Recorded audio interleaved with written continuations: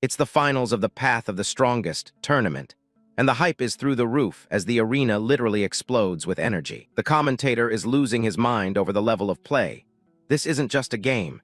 It's a historic showdown between legends. On one side, we've got the undying god of war, Lin Jai, going head-to-head with the genius sword saint, Bailey Chang Chang. Lin Jai is the #1 berserker for a reason. His mechanical skills are flawless, and he's playing like an absolute monster. Every strike he lands is aimed perfectly at his opponent's vitals, making him look like an Asura straight out of hell. Bailey Chang Chang is getting pushed to the brink. His defense just got shattered, and things aren't looking good. Lin Jai has a massive lead now, and honestly, the Sword Saint looks completely powerless to fight back. The system warns that Bailey's HP is dangerously low. It looks like we're about to crown a new champion. Lin Jai stands there, looming over his opponent with his massive blade, ready to end this once and for all. He's already celebrating, telling Bailey that it's over and he's the winner this time. Bailey looks like he's ready to accept defeat, blood dripping from his mouth as he admits he lost. But his expression suddenly shifts into something much darker. He refuses to go out like this. He can't believe he's losing here, not after everything, and his eyes flare with a desperate resolve. A massive red energy field erupts around them, as Bailey mocks the idea that simple hard work can actually win. He pulls out his trump card, the cheat system, and his sword starts crackling with an unnatural blue power. Lin Jai's smile vanishes instantly. Something is very wrong with the energy coming off that blade. Bailey drops 500,000 in real cash to activate a super speed boost through the cheat system. He becomes a literal blur, closing the distance before the god of war can even blink. Lin Jai realizes the truth. His friend is using a dirty cheat device to steal the championship. The speed is insane. Bailey is landing hits that shouldn't even be possible in this game's physics. Lin Jai is barely holding on as he gets tossed around by the sheer force of the boosted attacks. Bailey laughs, telling him that someone who believes in hard work will never change their destiny. He's moving so fast that his target can barely see his movements, let alone block them. Then he drops another 900,000 to activate a teleportation skill right behind him. With one final payment of over $1 million, he activates a one-hit kill and drives his sword straight through Lin Jai's chest. The system notification is cold. He's been killed, his account is permanently deleted, and everything he owns is transferred to Bailey. As his body starts to disintegrate into data, the champion can't believe he's losing in such a pathetic way. On his knees and fatting away, he asks the one thing on his mind. "Why did you betray me?" He screams for an answer, wanting to know why their promise meant so little compared to a cheap win. Bailey just looks down at him, his face cold as he offers a simple "I'm sorry." He tells Lin Jai to be his brother again in the next life, right before a massive beam of energy executes him. The finality of the system message hits hard. He's officially lost his player qualifications. The whole system starts to restart, wiping away 5 years of blood, sweat, and tears. As his consciousness fades into the red void, all he can feel is the crushing weight of failure. He thinks back to his life, born at the bottom of society with no money, no power, and absolutely no future. He truly believed that being ruthless and working harder than everyone else would be enough to change everything. Now his avatar is just floating pixels, scattered in the digital wind of a game that doesn't care. He was so close to the peak, just one step away from taking the throne he'd sacrificed his whole life for. He bet his very life on this tournament, and now he's paying the ultimate price. A crushing defeat that leaves him with nothing but regrets as his final hand vanishes. In his final moments, he makes a silent vow. If he could just start over, he'd climb back up by any means necessary. The screen goes dark with the final system message. His journey in Epic is officially over. Lin Jai snaps awake with a scream, digital fragments still swirling in his mind like a leftover nightmare. He's gasping for air, his heart hammering against his ribs as he tries to figure out what just happened. He looks around in total shock. He's back in his old, messy room, and his sister is standing right there in the doorway. His sister, Lin Hui, is staring at him like he's lost his mind, asking if he's trying to cosplay a corpse on the floor. Lin Jai can't believe his eyes. He's staring at her as if he's seeing a ghost. In his previous life, Hui had been in a coma for 3 years after a horrific traffic accident. He remembers her hooked up to life support in the ICU, where every penny he earned went straight to her medical bills. But here she is, standing perfectly fine and looking at him with a confused expression. He rushes over and grabs her shoulders, frantically checking if she's really okay and not supposed to be in a hospital bed. She immediately kicks him off, calling her idiot brother a freak for staying up all night for a game launch. Ignoring the kick, he desperately asks her what the date is and what year they're in. She tells him it's June 22nd, the day Epic OL officially launches, and he realizes he's been sent 5 years into the past. It's not a dream. The god of war has actually been reborn at the very start of his journey. The memory of Bailey Changcheng's betrayal still burns, but now the tables have turned. He realizes that fate has finally tipped the scales in his favor, giving his life and his game a second chance. The pain of being backstabbed is still fresh, but he knows he has been given the ultimate opportunity to start over. This time, he isn't just going to play. He's going to stand at the absolute peak of epic. He pulls out a gaming helmet, bought with 3 years of part-time savings and a risky loan shark loan. Back then, this game sparked a worldwide craze that evolved along with its players. It was a magnificent, high-quality virtual world that people couldn't get enough of exploring. In that world, he was the undying god of war, who climbed to the top using nothing but his own skill and grit. The common players praised him as a legend of technical play, and his popularity was through the roof. He was ranked number 2, just 1 step away from being the absolute strongest player in the world. But his best friend, Bailey Changcheng, couldn't handle the pressure and eventually gave in to his greed. He became the enemy who betrayed him, stealing the title that should have been his. Lin Jai tells himself that thinking about that now is useless.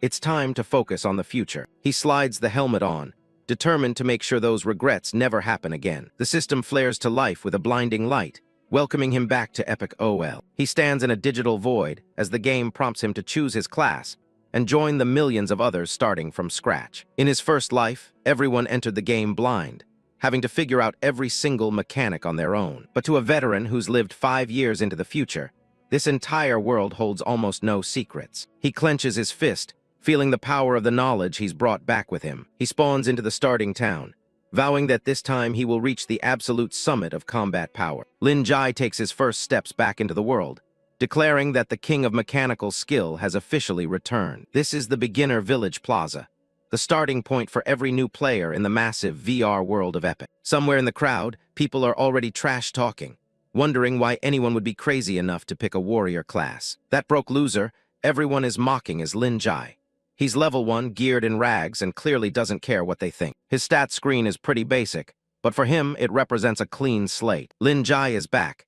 He's been through all of this once before, and he's ready to rewrite history. The memories of battles from 2 years ago are still fresh, back when he was at the top of the food chain. Back then, he was fighting in massive arenas, with the whole world watching him dominate. Even with a chance to start over, Lin Jai says he'd choose the path of the warrior every single time. His old rival, Bailey Changcheng, used to laugh at that, thinking the class was only for low-tier players. To guys like him, warriors were just meat shields for people who couldn't afford flashy spells or expensive gear. Bailey saw the class as nothing more than cannon fodder. He tried to convince Lin Jai to pick a deadly and elegant swordsman class, but the cool act didn't even last 3 seconds. Lin Jai didn't care about looking pretty.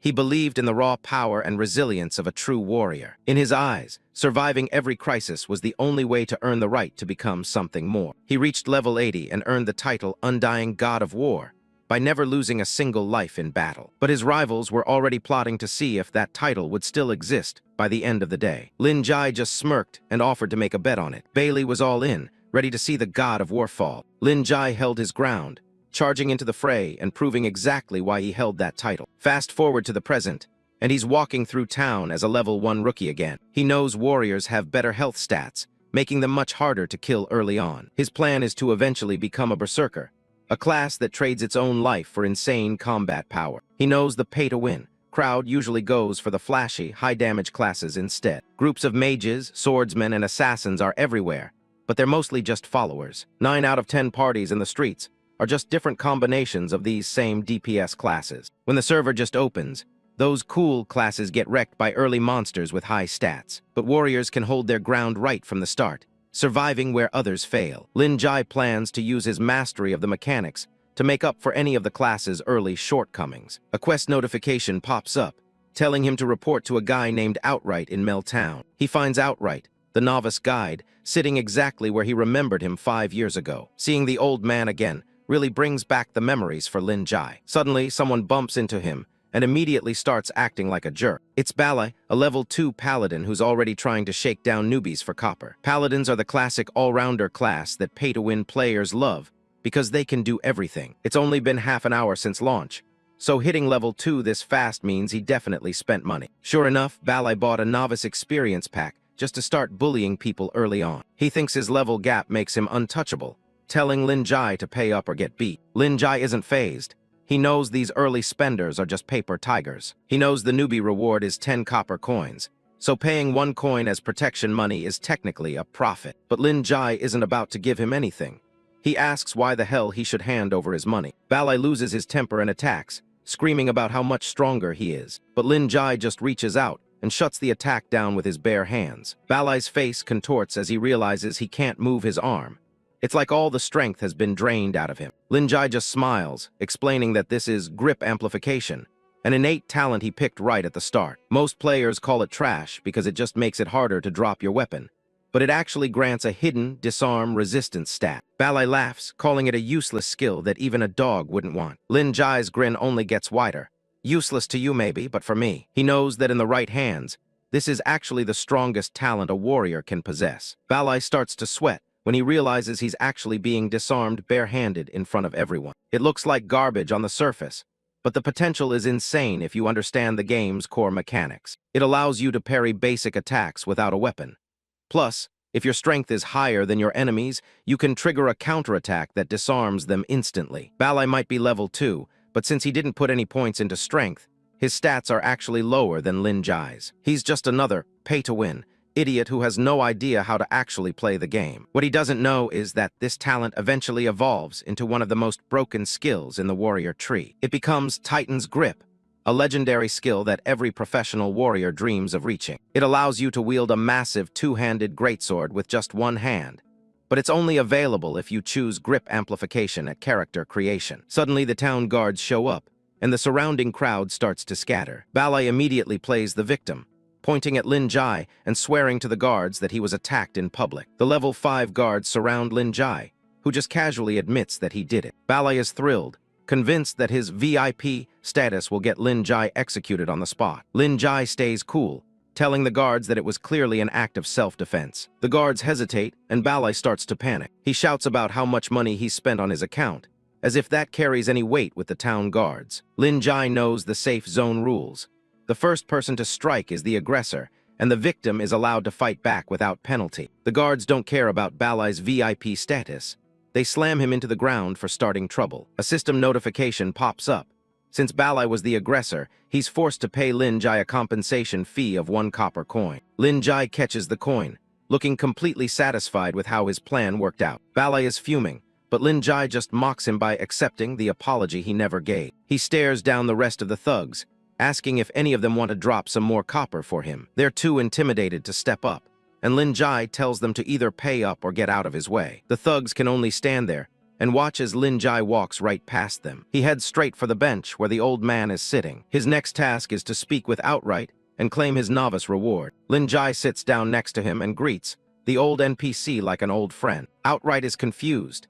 The game has only been live for a day, so there's no way this adventurer should know him. Lin Jai just smiles, mentioning that it's been at least 5 years since their last meeting. Outright laughs it off as a joke and offers the standard novice rewards: 10 copper, some potions, or an iron sword. Broke players would usually take the money, since it's worth a lot on the black market right now. But Lin Jai ignores the list and tells Outright he wants option 4. Outright is stunned. There are only 3 choices on the screen. He thinks the kid is hallucinating. Lin Jai leans in and recites a cryptic code.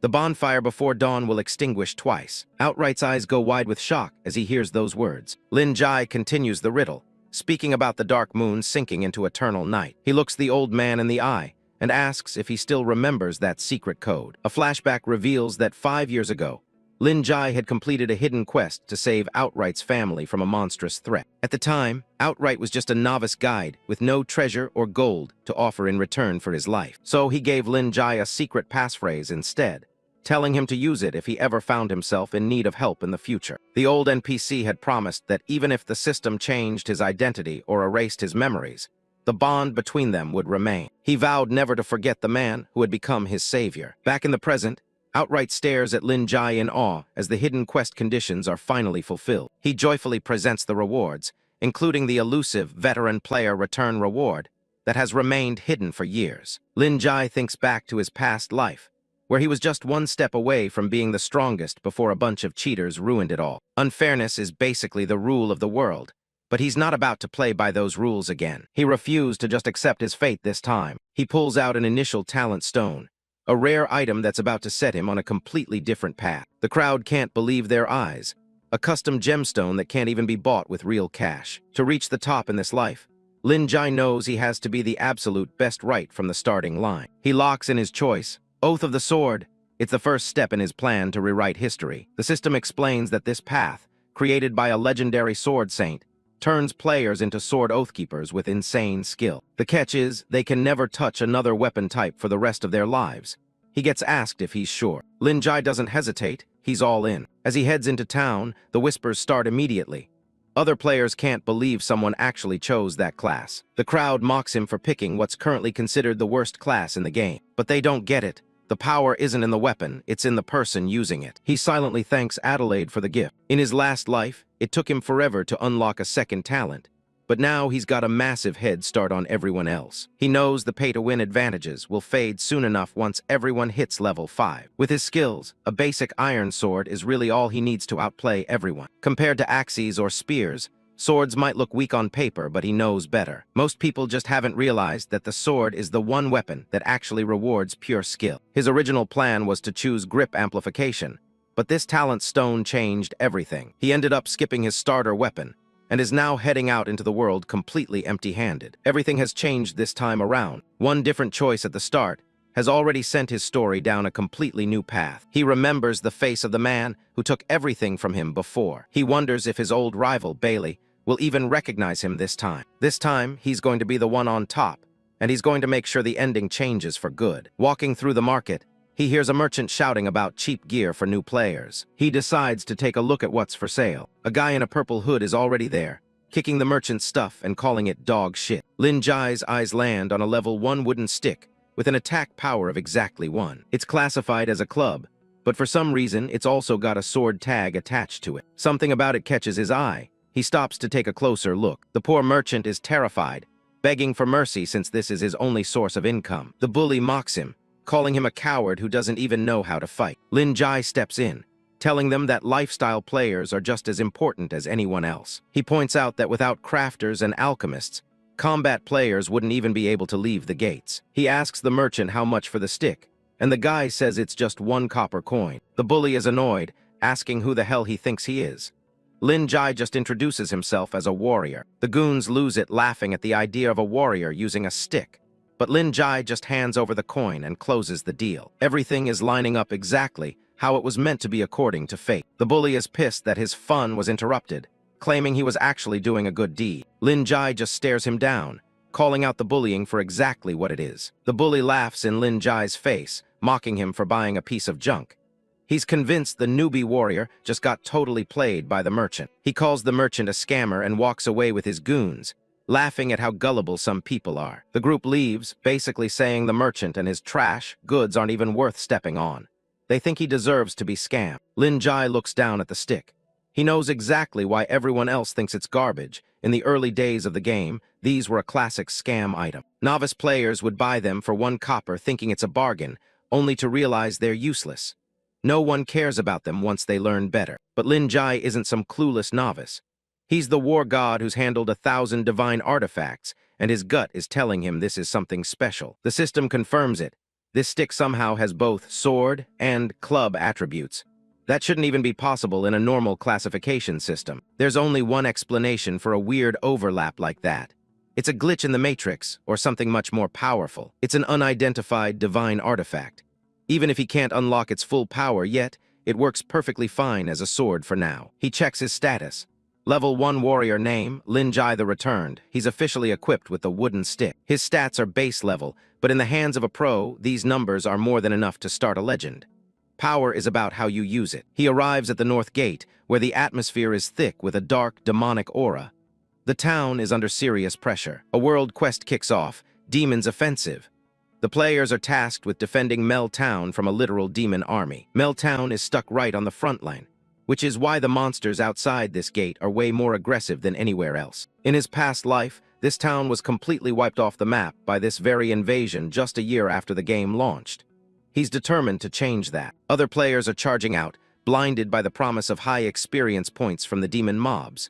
They have no idea what they're in for. The guards at the gate try to stop Lin Jai, warning him that a level 1 novice will just be throwing his life away out there. Lin Jai doesn't bat an eye. He just calmly asks them to let him through, ignoring their pleas for his safety. The guard warns him that once he leaves, there's no beginner protection to save him.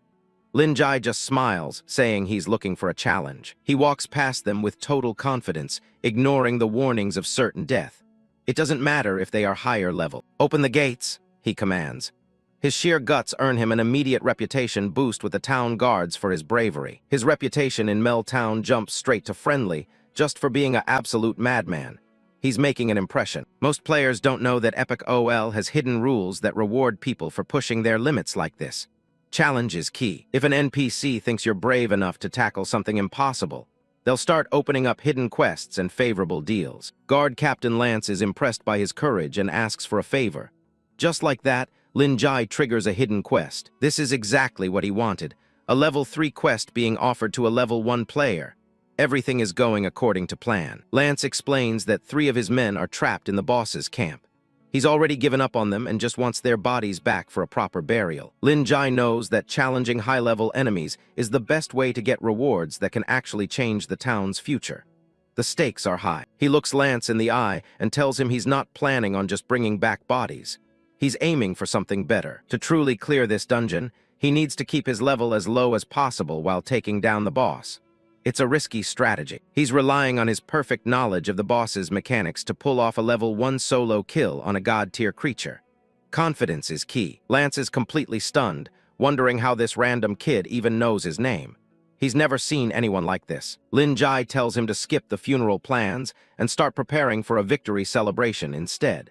He's going to save those men. Lance thinks he's crazy. To him, without a miracle, those men are already dead. He tells the novice to just play it safe and wait. Lin Jai doesn't stop walking. "I am that miracle," he says, leaving the captain speechless. He's got no equipment, but he's got skill. He's not leaving his life to luck. In this life, he's the one who controls fate with his own 2 hands. No more dying. He reaches a bleak graveyard at the entrance of the village. The place is littered with crosses. A river of blood is expected. He takes a sniff of the air, the smell of death and blood. It's exactly what he was looking for, no hesitation. The game's developers were notorious for making things punishingly difficult, but the rewards are always worth the risk. Tanks push forward. Nearby, a group of players is huddled around a campfire, desperately shouting for a tank or a support to join them. They're struggling. Forming a party is usually the smart move for your average player if they want to survive the night. He knows the optimal strategy, but then he hears a familiar, annoying voice. It's Rex, recognizing him and laughing at the idiot who got scammed. The past repeats itself. Rex mocks Lin Jai, asking why he's still clinging to that precious wooden stick. His group finds the whole situation hilarious. Lin Jai isn't even looking at them. "Boring," he mutters, completely unimpressed by their amateurish insults. Balai, the knight in the group, chimes in with a smirk, asking if the noob warrior is actually planning to farm monsters all by himself. The rest of the party laughs. They're convinced he's a total novice who's going to get crushed and come crawling back to beg for a party. Lin Jai ignores them, running the numbers in his head. Partying might be safer, but soloing is 5 times more profitable, and he's not looking for safety. Suddenly, with just a flick of the rookie warrior's hand, Balai was caught completely off guard, screaming in pure terror as if he had just come face to face with a monster. "What the hell is going on?" Balai asked, stumbling back, still in total shock at how his body had instinctively recoiled from such a pathetic threat. Lin Jai watches him with a cold, analytical eye.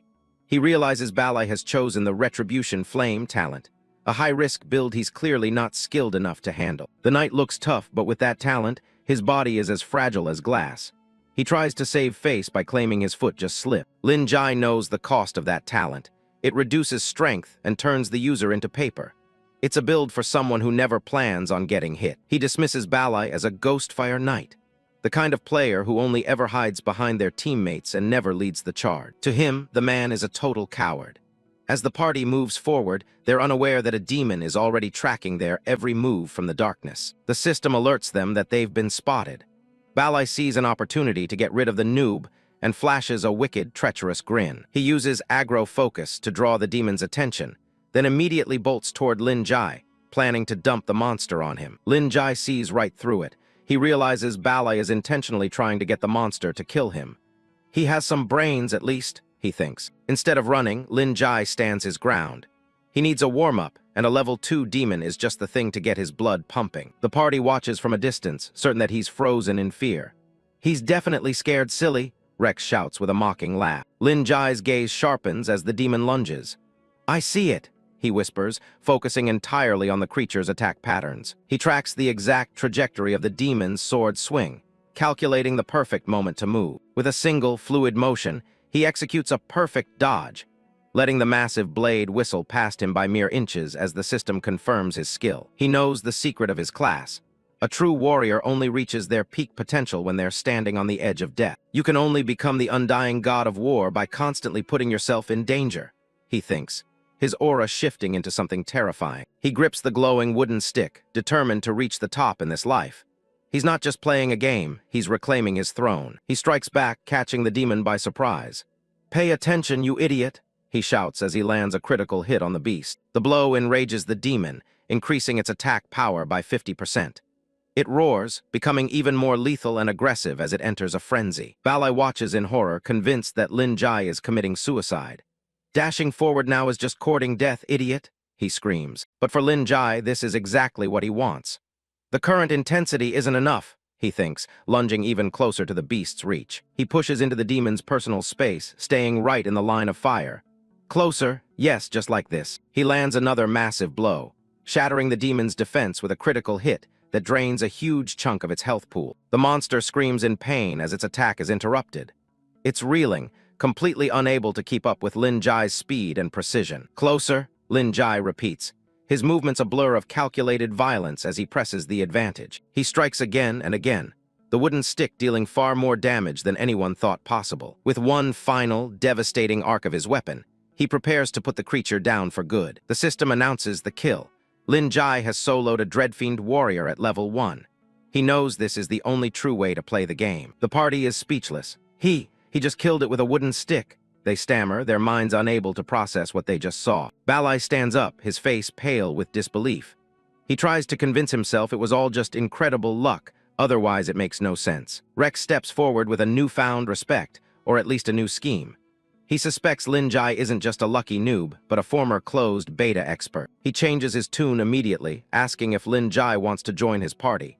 "I'm missing an expert on my end," he says with a fake, friendly smile. Lin Jai doesn't even hesitate or look back.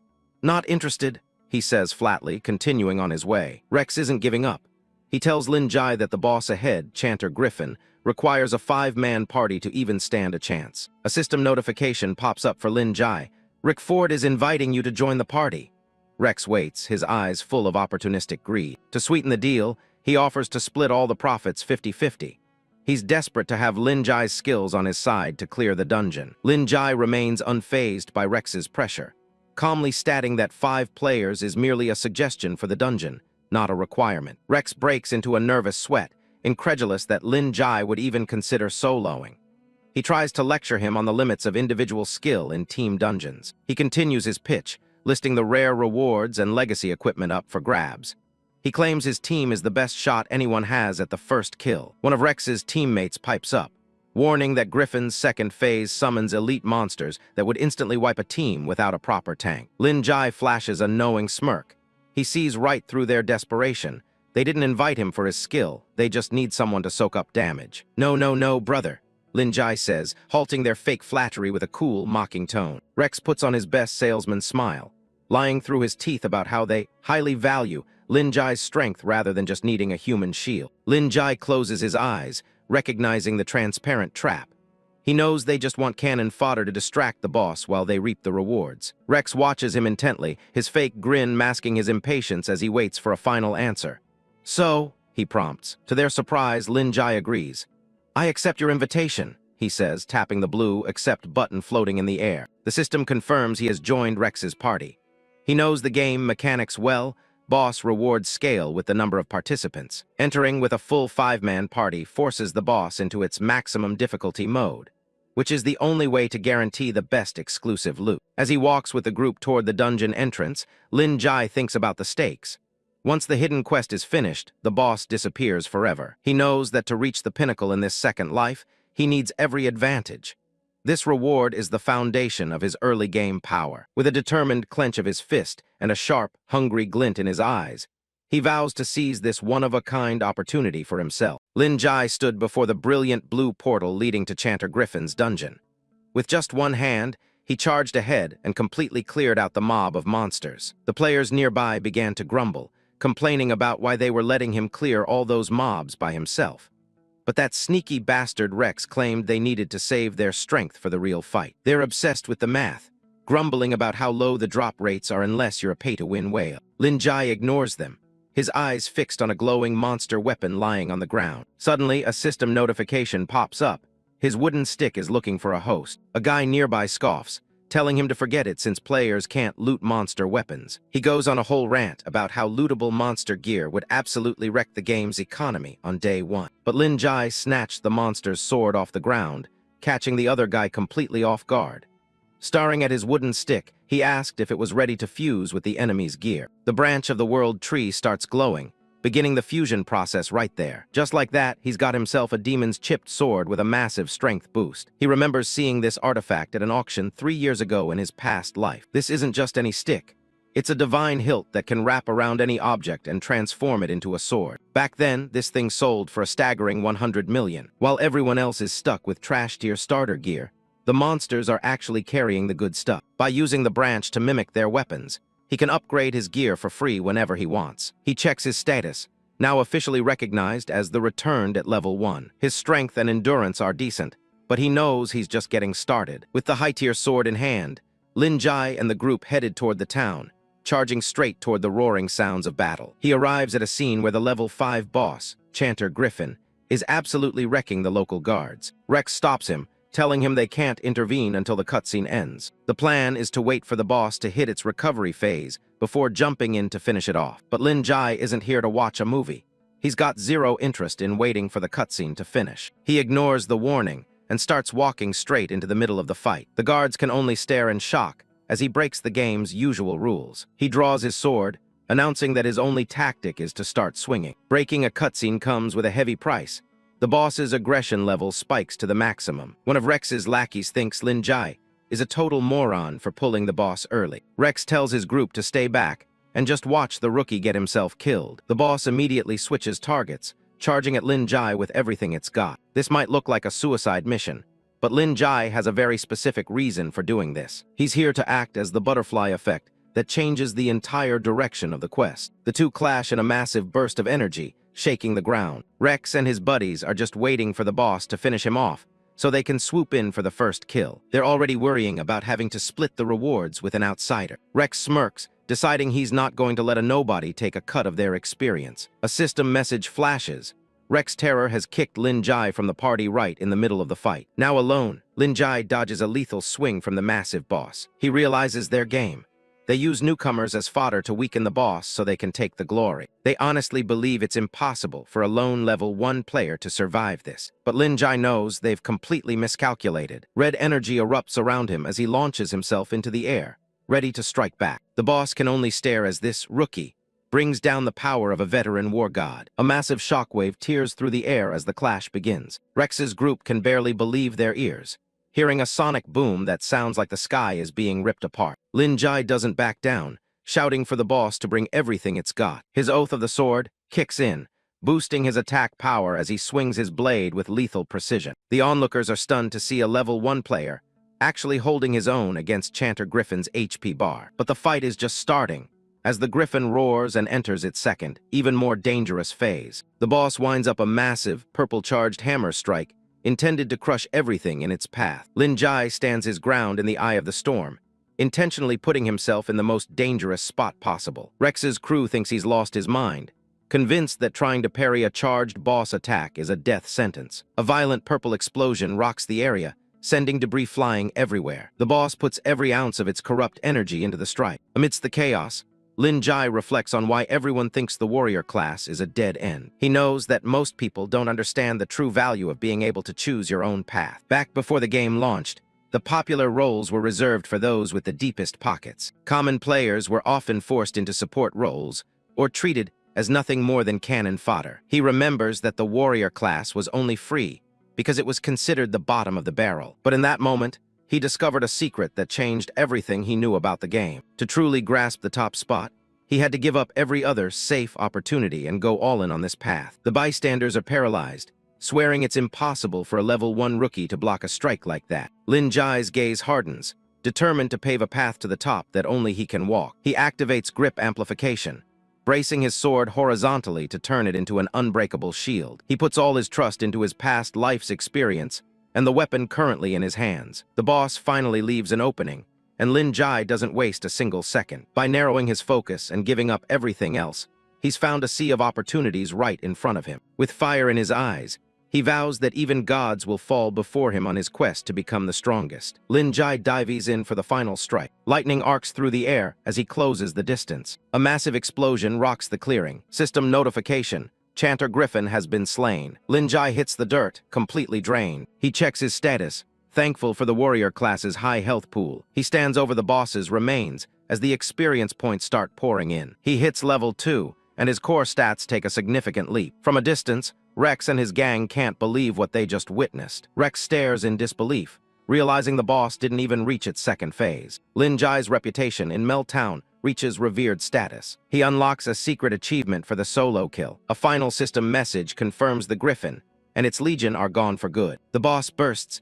showering the ground in gold and rare materials. Rex's crew isn't happy, already labeling the victory as a bug. Rex orders his men to move in and clear the floor. Hawk tries to grab a coin, but a red warning box shuts him down. He's furious, screaming about his lack of looting rights. Rex realizes the truth. Lin Jai kicked them from the party right before the kill. He curses his bad luck, while the warrior calmly collects the spoils. The golden bell of the Griffin appears, a legacy divine artifact. Lin Jai spots the artifact glowing among the loot. He reaches out, and the items begin to react to his presence. Gold and materials fly straight into his inventory in a blur. Hawk tries to intercept a flying coin, but it zips right past his hand. Lin Jai bags the coins, while the goons whine about him, hogging the drops. Rex tells them to pipe down, eyeing the lone warrior. He explains that if they kill him now, he'll drop everything he just looted. Hawk is still nervous after seeing him solo a level 5 boss. Rex's goons activated Eagle Eye and saw that Lin Jai had a mere 3% of his health remaining. He's confident one grazing hit will be enough to finish the job. He orders the whole crew to flip their PvP flags. They begin to surround the exhausted warrior. Lin Jai tallies the loot: 100 copper coins and a massive haul of alchemy materials. He checks the current exchange rate and realizes he just made a fortune. Rex laughs, calling him a gullible fool for doing all the work. Lin Jai doesn't look surprised, calling out the immediate betrayal. Rex plays it off, claiming they only stayed back because they believed in him. He drops the mask, demanding his share of the credit and the loot. A red system alert flashes.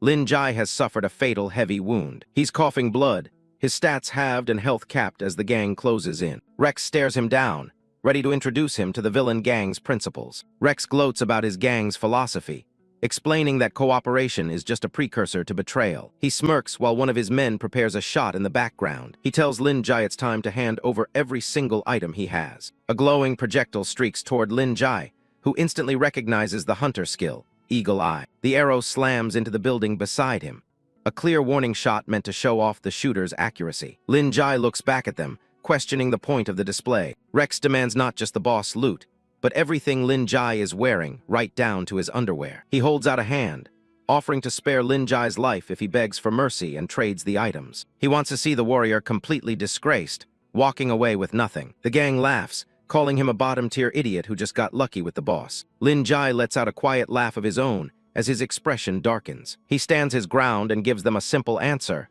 He refuses. Rex dismisses him as nothing more than a stepping stone on his own path to power. His goons watch as their leader prepares to deal with the stubborn warrior. Lin Jai dares Rex to come and kill him if he has the guts, which is exactly what the villain was hoping for. Rex accepts the challenge, his group standing ready to move in. He gives the order to kill, while his companion activates a lethal skill with a glowing dagger. Lin Jai pulls out the golden bell, and it immediately erupts with a blinding surge of energy. A beam of pink light strikes his position, but a golden barrier holds firm. An explosion rips through the area, but the shield doesn't waver. The gang stares in shock, realizing they're looking at the legacy divine artifact dropped by the Griffin. The tank goon breaks out in a sweat, wondering what kind of power they're up against. Surrounded by golden lightning, Lin Jai explains the bell only buys him 1 second of safety. The tank goon scoffs, thinking a single second won't save him from the inevitable. Lin Jai stares him down, nodding that 1 second is all he needs to finish a skill upgrade. Having reached level 2,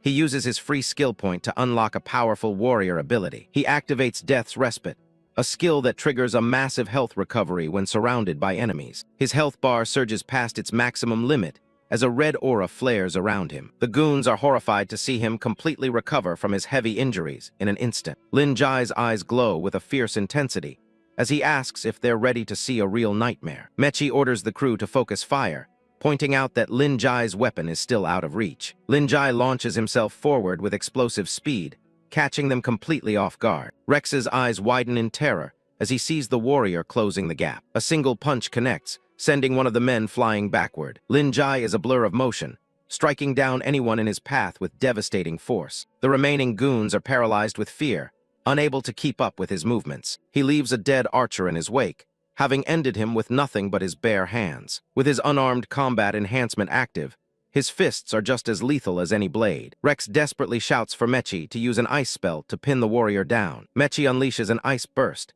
encasing Lin Jai's feet in jagged shards of frozen mana. Thinking he's won, the tank goon brings down a massive sword toward the trapped warrior. Lin Jai easily shattered the ice with pure strength, then dodged the tanker's attack, remaining completely unscathed by the strike. Lin Jai winds up a devastating punch, his arm crackling with golden electricity. The ground shatters as he unleashes his fury, sending one of the gang members screaming into the distance. Mechi gapes in disbelief, unable to comprehend how his ice magic failed to restrain the warrior. Lin Jai explains with cold confidence that overwhelming strength is all one needs to shatter such pathetic bindings. Mechi trembles as he senses a terrifying battle aura radiating from the man he thought was already defeated. Panic sets in as he orders his archer to check Lin Jai's stats, desperate to understand what he's facing. Before Mechi can react, Lin Jai lunges forward and seizes his arm, silencing his frantic commands. He reminds the mage that their archer is already long gone, sent to the respawn point with a single strike. Mechi looks back in horror at the empty spot where his teammate once stood, realizing the true scale of the threat. With no other explanation for such power, Mechi points a trembling finger and accuses Lin Jai of using a cheat program. A golden fire burns in Lin Jai's eyes as he listens to the desperate accusations of a cornered coward. A memory flashed back as Lin Jai asked Bailey why he chose such a cowardly way to betray him. The cheater's eyes flashed with a chilling purple light as he replied that Lin Jai had simply chosen the wrong path. Lin Jai scoffs at the idea of cheating, stating that only the weak abandon their honor for a path of no return. He hauls Mechi up by his collar, disgusted that the mage would rather scream "hacker" than admit his own failure. Terrified, Mechi begins to beg, offering to abandon Rex's gang if Lin Jai will only spare his life. Too late, Lin Jai mutters, his fist igniting with a lethal surge of mana as he activates his power punch. He delivered a thunderous blow that created a massive shockwave, completely obliterating the mage. The dust settles, leaving Lin Jai standing alone in a fresh crater, his gaze fixed on the last remaining enemy. Rex emerges from the smoke, surprisingly calm as he claims Lin Jai has just threw away his greatest advantage. A predatory smirk crosses the villain's face, convinced he has finally figured out how Lin Jai's profession works. Drawing his twin daggers, Rex notes that Lin Jai's strength spikes specifically when he is outnumbered. A system window confirms the warrior trait, Last Stand, which grants a massive stat boost only when under siege. Since he is now the only one left, Rex believes the buff has expired, leaving Lin Jai vulnerable. Lin Jai simply draws his greatsword, unfazed by the analysis, and promises to end this with a single strike. Rex's body is wreathed in a sinister purple mist as he boasts about his specialty in one-on-one player killing. The two warriors clash in a violent burst of energy, each determined to end the other's life. Sparks fly as steel meets steel, and Rex confidently mentions his lethal weak point strike trait. He explains that as a killer, every strike he lands will burden his opponent with debilitating debuffs. A mental map illustrates the horror: blindness from headshots, crippling leg wounds, and bleeding from the torso. Lin Jai observes his opponent's movements,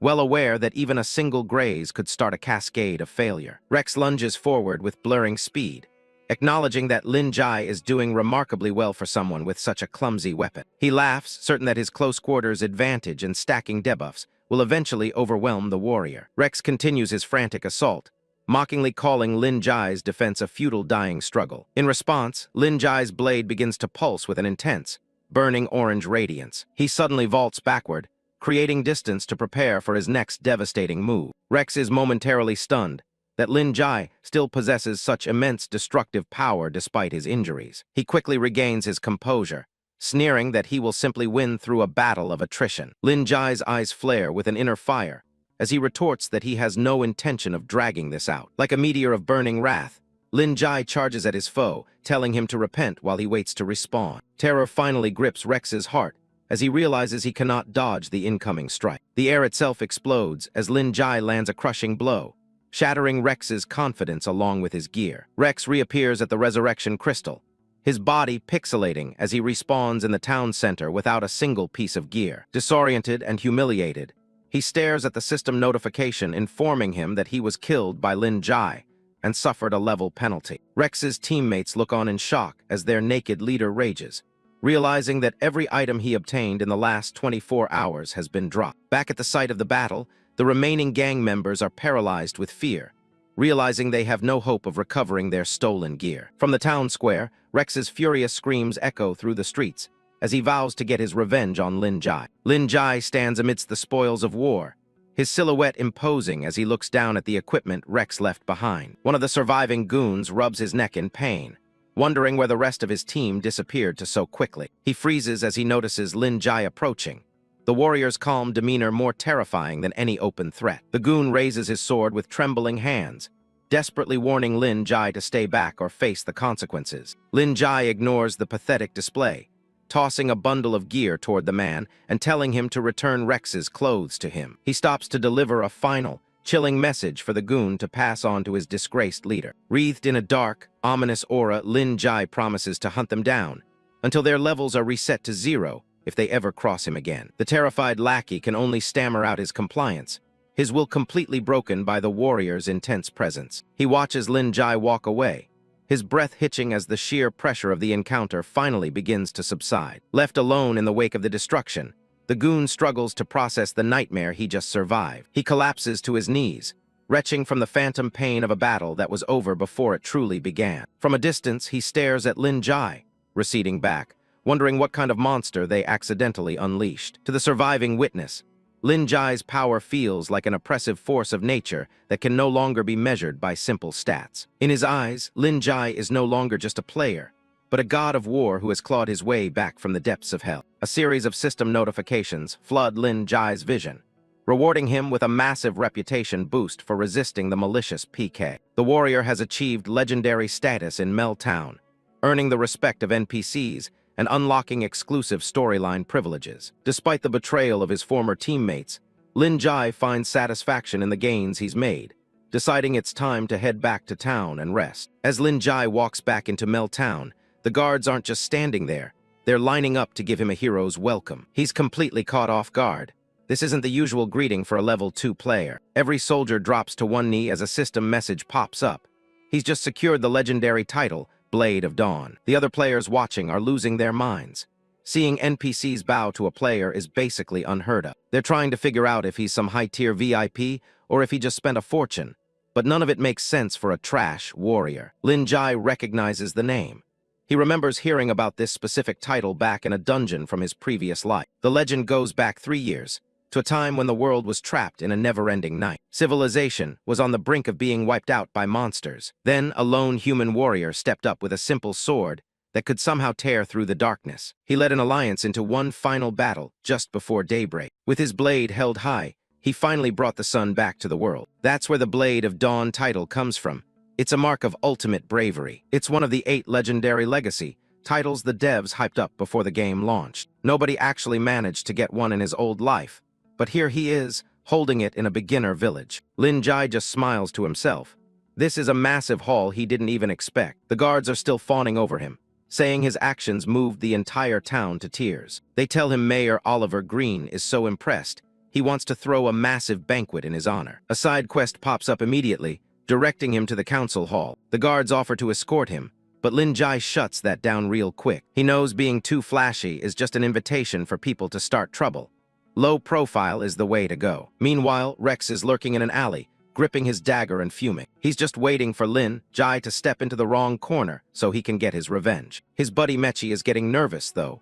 Everyone in town loves Lin Jai now, and they still have to live there. Rex doesn't care. To him, being infamous is just as good as being famous. He thinks if they kill him, other villain players will see them as legends. Rex is convinced he's the big shot here in Meltown. That is, until a guard shows up. The guard shuts them down instantly, reminding them that drawing weapons in town is strictly banned right now. Rex tries to play it off like they're just discussing business. The guard isn't buying it. He knows they have a record and tells them to keep it clean if they want to stay. Rex is left seething in the dark, still swearing he'll get his chance. Lin Jai ignores the drama and heads straight for the mayor's office. He pushes the door open to find a very enthusiastic Oliver Green waiting for him. The mayor is practically beaming, calling him Lord Blade of Dawn the second he sees him. He grabs Lin Jai's hands, thanking him for finally getting rid of that nightmare griffin. The mayor is laying it on thick, calling it an achievement that'll go down in history. Lin Jai is actually a bit surprised by how friendly the guy is being. In his last life, the mayor was always stressed out and cold. Dealing with the demons had him exhausted, but now the man looks totally refreshed. Lin Jai just plays it humble, saying he was just doing his part. The mayor isn't done yet, though. He's got big plans to commemorate this victory. He pulls back the curtains to show the town square and makes a wild proposal. He wants to build a giant gold statue of Lin Jai right in the middle of the plaza. He wants every single person who comes to Meltown to see it and feel inspired. Lin Jai thanks the mayor but turns down the statue, saying empty fame doesn't actually help anyone. Instead, he's got a better idea for how to use those resources. Mayor Green is all ears, willing to give him gold, a noble title, or whatever else he wants. Lin Jai suggests investing the military funds into something that actually benefits every player in town. His first request is a massive, long-term tax cut for trading to help new players grow faster. Second, he wants to beef up the town's security so monsters like the Griffin never threaten them again. The mayor is stunned. He's seen plenty of people chase power, but never anyone who cares this much about others. He agrees immediately and orders the tax changes to go live right away. A town-wide announcement hits everyone's screen. Taxes are being slashed by 50% as a reward for Lin Jai's military merits. The players in the square go wild, wondering what kind of god-tier player would spend this much money just for charity. Back in the office, the mayor is practically in tears over Lin Jai's noble character. He pulls out a golden key, insisting that Lin Jai take one more gift as a personal thanks. It's the deed to a 2-story building on the edge of town, overlooking the windmill fields. He officially invites Lin Jai to make Meltown his permanent home. Lin Jai is floored. He just became the first player in the entire game to actually own land. In a game run by a super advanced AI, owning land is basically an impossible dream. It's not like other games where a rich kid can just buy out a whole commercial street. In Epic OL, almost every inch of land is already claimed by the system, cities, or native tribes. Native tribes guard their territory fiercely, and the most valuable spots are usually crawling with high-level monsters. Most players only ever get to rent a small stall or a workshop if they're lucky. Even giant guilds sink millions into trying to secure a tiny bit of territory, and even then, they could lose it all in a single failed defense mission. Having his own private base, this early gives him a massive leg up on everyone else. It's the perfect spot for storing supplies or researching high-level skills. Lin Jai accepts the gift, telling the mayor he really likes the place. The mayor is just happy to have him staying in town, calling it an inspiration. A series of system rewards follow. He can now teleport, repair gear instantly, and even use the auction house remotely from within town. And because of his noble character, he gets a permanent 15% discount on everything he buys. Not a bad way to start his new life. Meltown is looking peaceful, and Blade of Dawn is feeling pretty good about himself. With the mayor's discount in mind, he decides it's time to head to the market and restock. But out of nowhere, a figure in a red cloak brushes past, successfully pickpocketing him. A system notification pops up. He just lost 100 copper coins in the blink of an eye. The thief, a girl in a purple hood, smirks as she weighs the coin bag in her hand. He doesn't hesitate for a second and lunges forward to get his money back. She slips away like a shadow, leading him deeper into the city's backstreets. He's clearly annoyed, thinking the town's security is a total joke if this happens in broad daylight. The chase is on as he tails her through the crowded market district. She leads him straight into a dark, quiet alleyway far from any guards. He catches up and warns her that she's run herself right into a dead end. She turns around with a playful grin, revealing herself as Zia Lion, the manager of Dark Street. Suddenly, a group of level 3 thugs steps out from the shadows to surround him. He recognizes the situation immediately.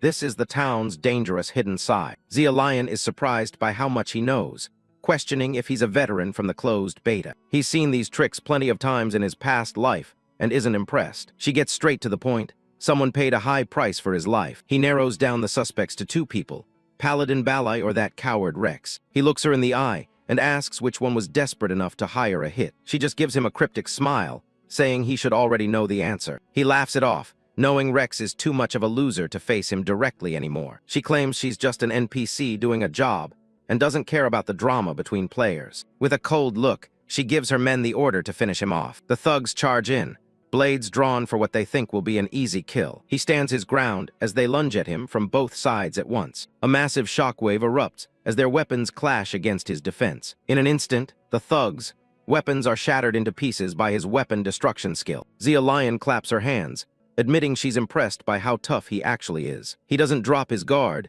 asking if she wants to try her luck next. She realizes this is a losing battle. The medical bills for her men would cost more than the bounty. She tells her crew to fall back, knowing they're totally outclassed by him. She sighs, already stressing over the profit loss from this entire mess. She decides she'll just tell Rex the target was too tough and walk away. She bids him goodbye, even inviting him to visit the dark street for a drink sometime. But he's not letting her leave just yet, and calls out to stop her. She's confused, wondering why he isn't just happy to walk away with his life. He demands she return the bag of copper coins she stole from him earlier. She's actually offended, shocked that he would dare to bargain with her. In her mind, that money is just the fee he pays for her being merciful today. His eyes flare with a fierce light as he prepares to settle the debt by force. He tells her if she wants the money he earned, she'll have to take it with her own skills. Zia Lion draws her massive blade, more than happy to accept the challenge. The two of them square off in the narrow alley, neither one willing to back down first. They clash in a burst of sparks, the sound of metal on metal echoing through the street. Zia Lion is a blur of purple energy, her sword moving way faster than any ordinary NPC. She's actually impressed he can handle her weapon destruction skill without breaking. But Blade of Dawn is confused.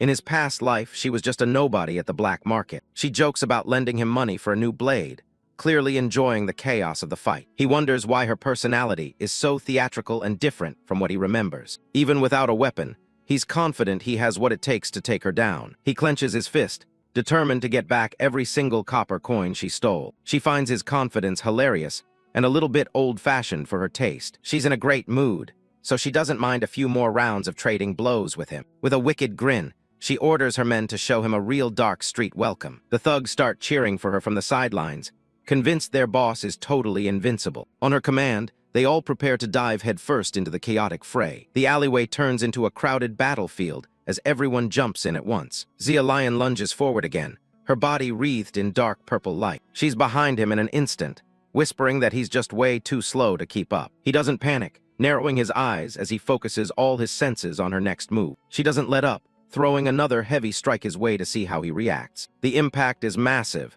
and he has to dig his heels in just to hold his ground. He blocks the follow-up strike perfectly, much to her surprise and annoyance. He's forced to admit that for an NPC, her strength is far beyond anything he expected. Not wanting to just stay on the defensive, he launches his own powerful counterattack. Their energy clash strikes collide midair, releasing a burst of blinding white light. He narrowly dodged her high kick and received a compliment for his sharp reflexes from his opponent. They trade punches in a high-speed exchange that starts cracking the pavement beneath them. Suddenly, lightning crackled around his arm, catching her completely off guard now that her hand was locked in his grip. But before the punch could land, with her master-level skill, she managed to break free from his control. The final lightning-infused blow was unleashed, narrowly missing its mark as she managed to break free and dodge the strike by a hair's breadth. When the smoke clears, he's standing in the rubble with electricity still dancing around him. She smiles and admits that without her blade, she really can't take him down today. He points out that continuing this fight is just a waste of her time and resources. She stares at him intently, realizing she's dealing with someone truly special. Then she bursts out laughing, finding his logic and strength absolutely fascinating. She calls it quits and tosses his coin pouch back into his waiting hands. To her, finishing her business is way more important than a petty street fight over coins. She gathers her men and leaves with a playful farewell, telling him they'll meet again. He stands alone in the alley, watching the strange woman and her crew disappear. He catches the pouch and immediately realizes it's actually heavier than it was before. When he opens it, he finds a mysterious, glowing blue artifact hidden inside. He can't believe his eyes. It's the legendary Eye of True Sight he's been looking for. A message appears from Pei Xuan of the Dark Boat, wishing for a future cooperation. Blade of Dawn stares at the bizarre gift, wondering why Pei Xuan would offer cooperation with something so creepy. The moment his finger brushes the artifact, a sudden surge of blue energy pulses through it. A blinding light erupts from the eye, completely engulfing his vision in a swirl of raw power. The pain is instantaneous and agonizing, forcing him to his knees as the ancient energy fuses with his very being. A system notification flashes before him, announcing that he has obtained a rare divine artifact, the Eye of True Sight. Linked to an ancient god, this mysterious eyeball grants him the unique ability to shatter any illusion and perceive the truth. As the intensity fades, he realizes he's gained an incredible item he never even knew existed in his previous life. He smiles to himself, knowing that this version of Mel Town is proving to be far more interesting and rewarding than the last. Lin Jai is back in the busy streets of Mel Town. He wanders through the market, keeping his eyes peeled for anything useful. A merchant shouts out his prices, black stones for just 1 copper per pile. The warrior stops as something catches his attention. He stares at a crate of basic minerals that most players would just ignore. Black stone is everywhere, and most people think it's just trash that takes up inventory space. Suddenly, his Eye of True Sight activates on its own. One specific rock in the pile starts to glow with a faint purple light. It's clearly not like the other rocks in the crate. The system confirms it. He's just found a rare starlight stone. Lin Jai can't believe he found a treasure just by taking a stroll. He flips a coin to the merchant to secure the deal before anyone else notices. He asks if the stones are for sale, and the merchant is more than happy to take his money. The guy laughs to himself, thinking he's just found the biggest sucker in town. Lin Jai walks away with the stone, letting the man enjoy his little victory. Once he's out of sight, he peels back the rough outer layer. Underneath is a flawless starlight stone that no ordinary appraisal could ever find. To an NPC, this single gem would be worth at least 100 copper coins. But he has a better plan. He's going to grind it down for alchemy. In Epic OL, players have total freedom when choosing their lifestyle professions. Most people pick up a craft or two just to help their combat class, but alchemists are in a league of their own. It's an expensive and dangerous trade, where one mistake can cause a massive explosion. In this profession, a failure usually means instant death for the user. He pulls up the current market prices to see what people are paying for potions. A medium health potion goes for 10 copper, but the shop limits you to just 1 a day. The official recipe is a total scam.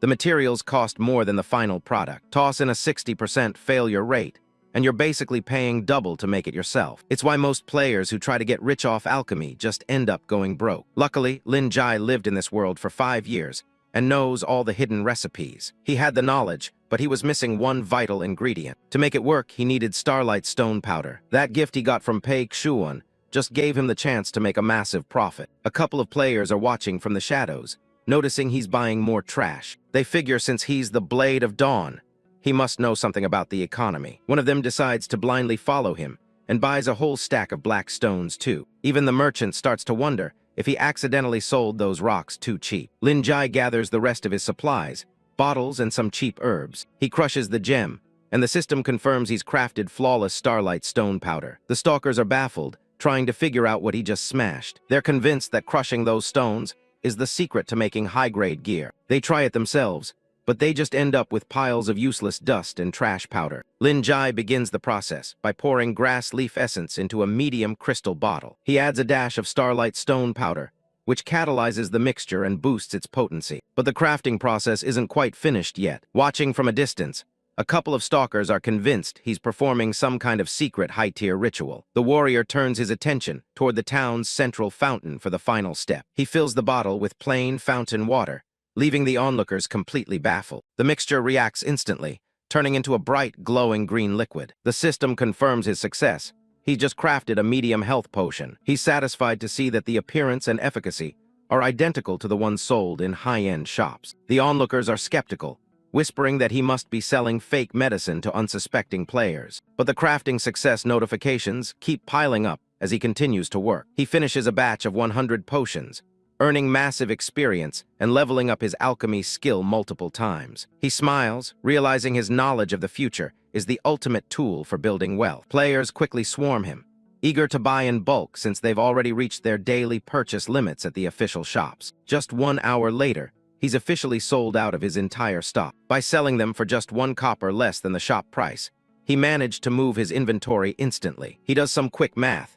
His initial investment has turned into 1,000 copper coins in record time. Holding a heavy bag of loot, he realizes his earnings have multiplied tenfold in a single afternoon. Meanwhile, the two stalkers think they've found a major exploit they can use to get rich quick. Jabba starts mixing his own batch, confidently following the steps he thought he saw. But instead of a healing brew, he creates a toxic potion that billows with black smoke. He tries to act cool, claiming it's just a health potion that came out the wrong color. His buddy isn't convinced and dares him to actually take a drink. A burst of purple energy erupts, and the system announces that Jabba has officially killed himself. The surrounding crowd is stunned, whispering that another player has finally gone off the deep end. Lin Jai isn't surprised.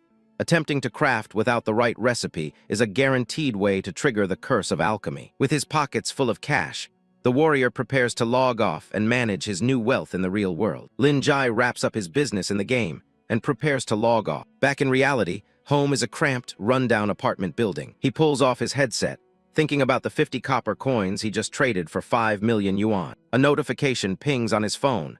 The first million has already hit his account. He's actually surprised by how fast the transfer went through. His quiet moment is ruined when he hears a loud commotion coming from the living room. A group of debt collectors has barged inside, looking for their monthly cut. Lin Jai's mother and sister, Zai Zai, are cornered and clearly terrified. The leader is fuming because he just blew $1 million playing the same game Lin Jai was just in. He's looking to take out his frustration and his losses on them right now. His mother begs for more time, but these guys aren't interested in excuses. The boss is totally unimpressed and ready to get violent. One of the thugs grabs Zai Zai, and she starts struggling as they get aggressive. Her mother screams her name, but she's helpless against them. The boss eyes Zai Zai creepily, suggesting she'd fetch a good price on the market. He mocks Lin Jai's mother, calling her son a useless shut-in who's probably hiding in his room. He even jokes about selling the boys' organs if they can't pay up. Lin Jai finally steps out, asking if 1 million is really enough to settle things. He holds out his phone, showing the boss exactly what he wanted. The thugs start laughing, thinking he's just a kid acting tough until they see the screen. One of them checks the account balance and realizes the million is actually real. Lin Jai stares him down, asking again if that's enough. His mom and sister are completely stunned, wondering how he could possibly have that much money. The thugs are busy counting the zeros, unable to believe what they're seeing. The boss is left speechless, staring at the screen in disbelief. He suddenly grabs Lin Jai by the shirt, demanding to know how a stinking gamer got this rich. He's not just curious, he's looking for a way to squeeze even more out of them. Lin Jai stays calm, telling him the truth. He made it all playing games. Hearing that a loser made $1 million while he lost one sends the boss into a jealous rage. He decides the $1 million doesn't count as debt. He claims it as compensation for his own losses. Lin Jai's expression turns cold. He's not about to be extorted. The boss reaches for his knife, but Lin Jai's hand moves in a blur. The guy doesn't even see it coming. He's shocked by how fast the movement was. Lin Jai lets him know that his skills in the virtual world work just fine in reality. He slams the boss down onto the table, pinning his arm with a painful thud. The other thugs are frozen in shock as their leader screams in agony. Lin Jai warns them not to move an inch if they want to stay in one piece. The boss's attitude changes instantly, begging brother to go easy on him. Lin Jai looks like a different person, his gaze filled with pure intensity. The boss feels a terrifying aura coming off him.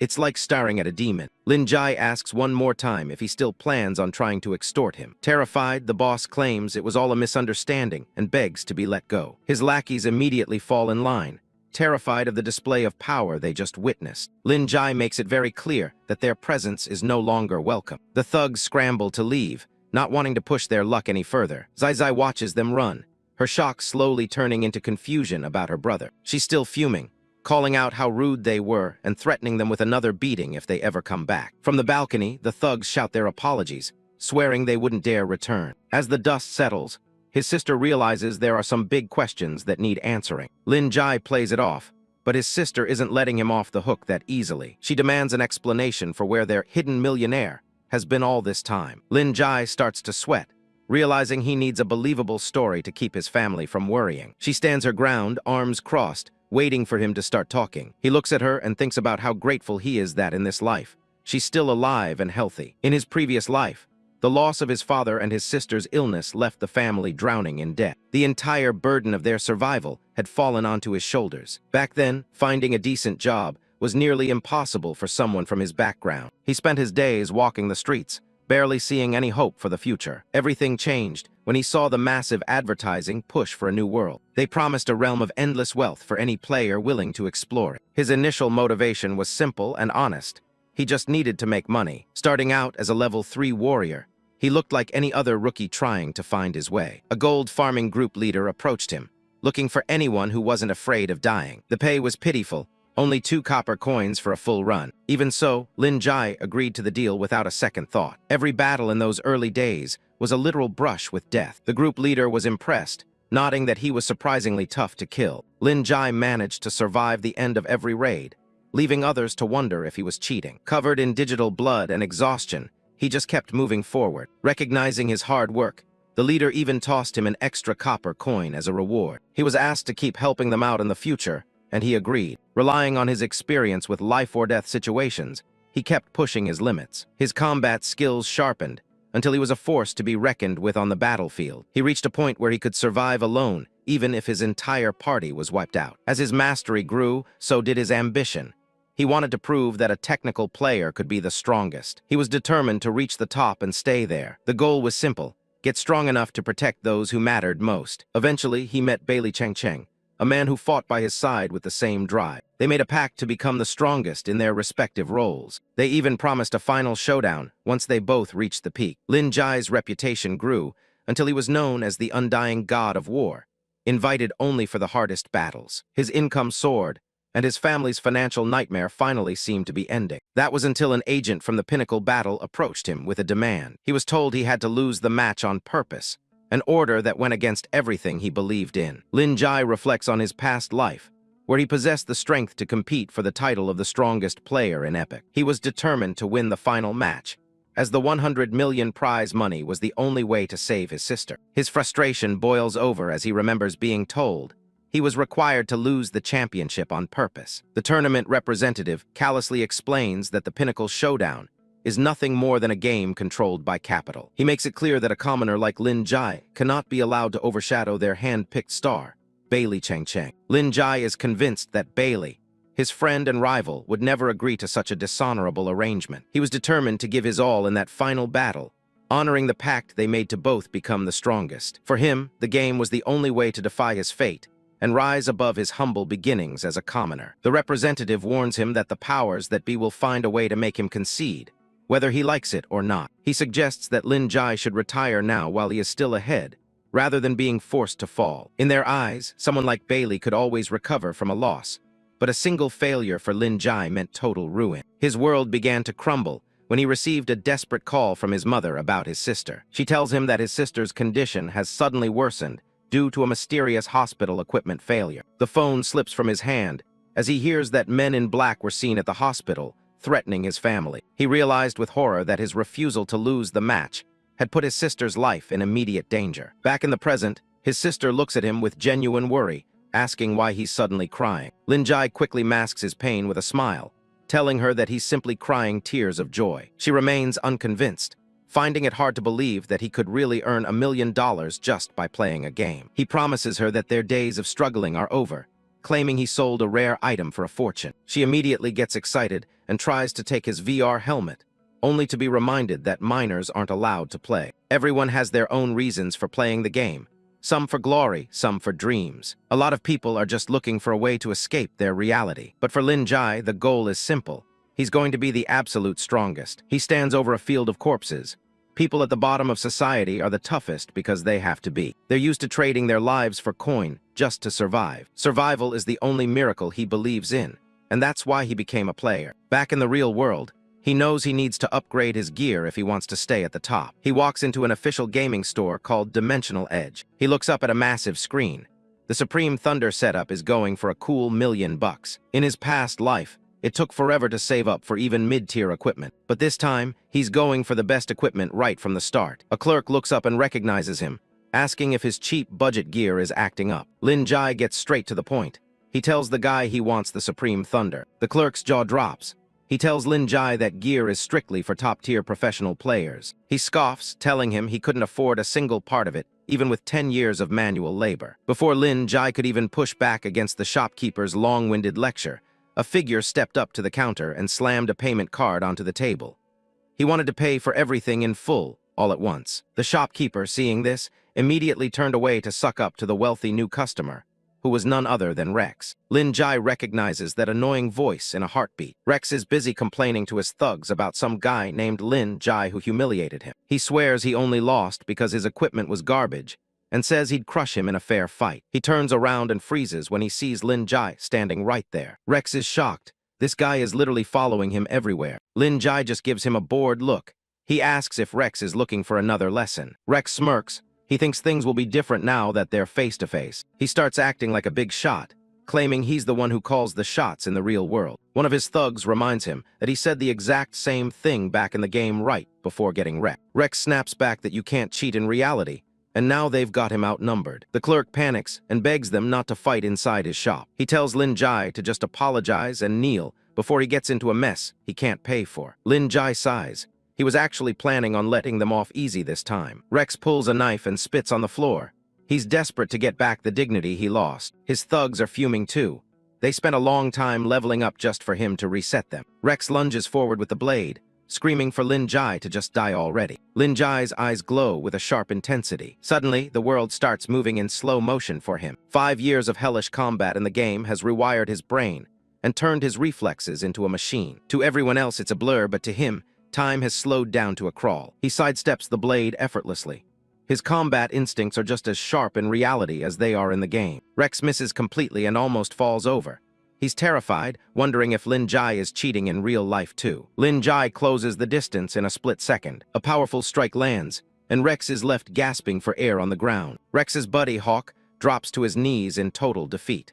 Lin Jai just stands over them, reminding them that there are no cheats in reality. Lin Jai tells the two thugs they can come at him together if they want to save some time. Realizing they're outmatched, they shout that they're leaving and will be waiting for their boss at the usual spot. With the trash taken care of, Lin Jai hands over his card and tells the clerk he's paying for the Supreme Thunder in full. The clerk is still in shock, unable to believe a manual laborer could actually have this much money. Lin Jai walks out with his new gear, while the clerk awkwardly tells him to come back anytime. As he makes his exit, a mysterious figure watches him from the shadows with a stunned expression. The man from earlier, Hawk, suddenly appears in front of Lin Jai. Lin Jai asks why he didn't just attack him with his brothers back inside the shop. Hawk struggles to find the words, his confidence completely shattered after witnessing Lin Jai's strength. He stammers, clearly having a moment of realization about his own weakness. He grits his teeth and shouts that he wants to become stronger. Lin Jai just looks at him, curious about what this guy is up to. Hawk introduces himself as a Retribution Knight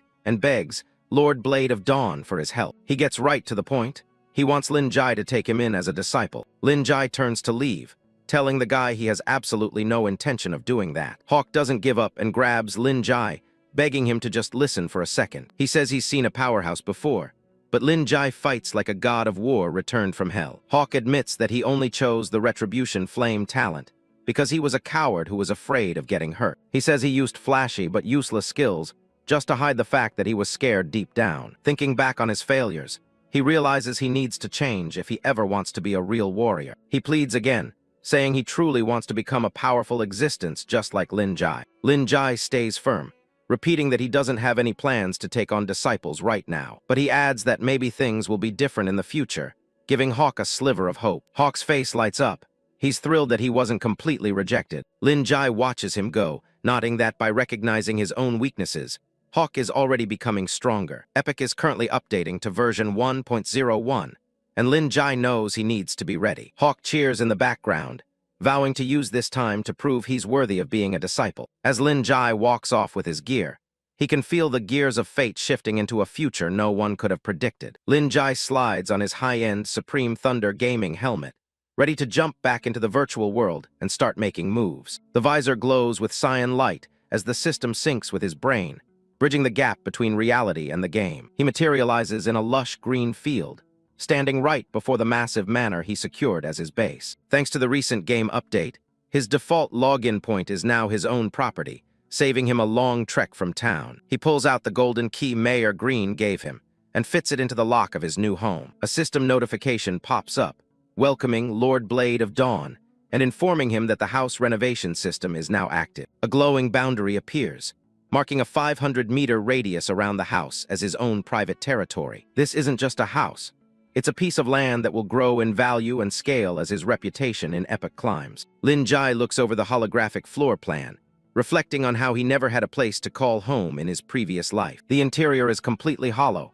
No chairs, no beds, just empty space that needs a serious injection of cash to be livable. He browses the renovation shop, but the prices are absolute highway robbery, with basic furniture costing nearly 20 silver coins. He shoots a glare at the floating menu, frustrated that the game's mayor is basically a high-level profiteer. But Lin Jai isn't one to stay broke for long. He knows that to be the best, he has to invest in a proper headquarters. With a few taps, the empty hall transforms into a luxury lounge, and he settles into a plush sofa that looks worth every silver coin. Just as he's starting to enjoy the silence, a loud, persistent knocking echoes through the house. He gets up with a sigh, wondering who could have tracked him down to his private estate so quickly. Lin Jai cracks the door open, keeping a wary eye on whoever is standing on his front porch. To his surprise, it's Zia Lion, the purple-haired manager of Meltown's underworld, sporting a teasing grin. His face immediately drops into an expression of pure annoyance. In his past life, seeing this woman always meant trouble. He tries to slam the door in her face, but she's already shoving back, determined to force her way into his living room. He knows better than to get cozy with her. Zia Lion is the shadowy power that runs the darker side of town. She's the one who manages the red-named players, the peekers who are hunted by guards and shunned by society. For the right price, she provides them with safety and services that they can't find anywhere else in the game. From her throne of crates, she oversees a network of criminals and cutthroats that most players wouldn't dare approach. Lin Jai tells her he isn't interested in whatever shady deal she's cooking, but Zia Lion isn't taking no for an answer. She pushes her way past him, claiming she has a job that only a player of his caliber can complete. Zia Lion plops down on his expensive new furniture and mentions a demonic beast terrorizing the Westwind Ridge. Lin Jai listens from a distance, skeptical that the leader of the underworld would care about a random monster. She claims the beast is a man-eater that's already wiped out several of her best subordinates. Lin Jai immediately calls her out, asking why her street-smart thugs were wandering around Westwind Ridge in the first place. She tells him to stop asking questions and offers a measly 100 copper coins to clear the area. Lin Jai just picks up an apple and takes a big bite,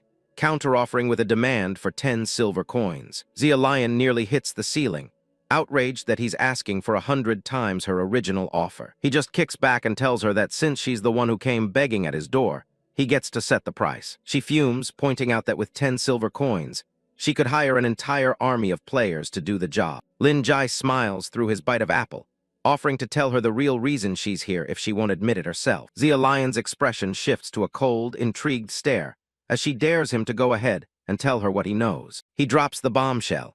Her secret treasure vault at Westwind Ridge has been taken over by respawned monsters. The tough underworld manager is instantly reduced to a stuttering mess of shock and confusion. She stares at him like he's a ghost, wondering how a low-level novice could possibly know about her most secret asset. Lin Jai just keeps his smug smile, knowing that as a regressor, there's no secret in this world he hasn't already mapped out. In his past life, this vault was the center of a server-wide treasure hunt, and he's about to get a massive head start. In the previous life, the discovery of Zia Lion's secret vault triggered a server-wide craze that even Lin Jai participated in.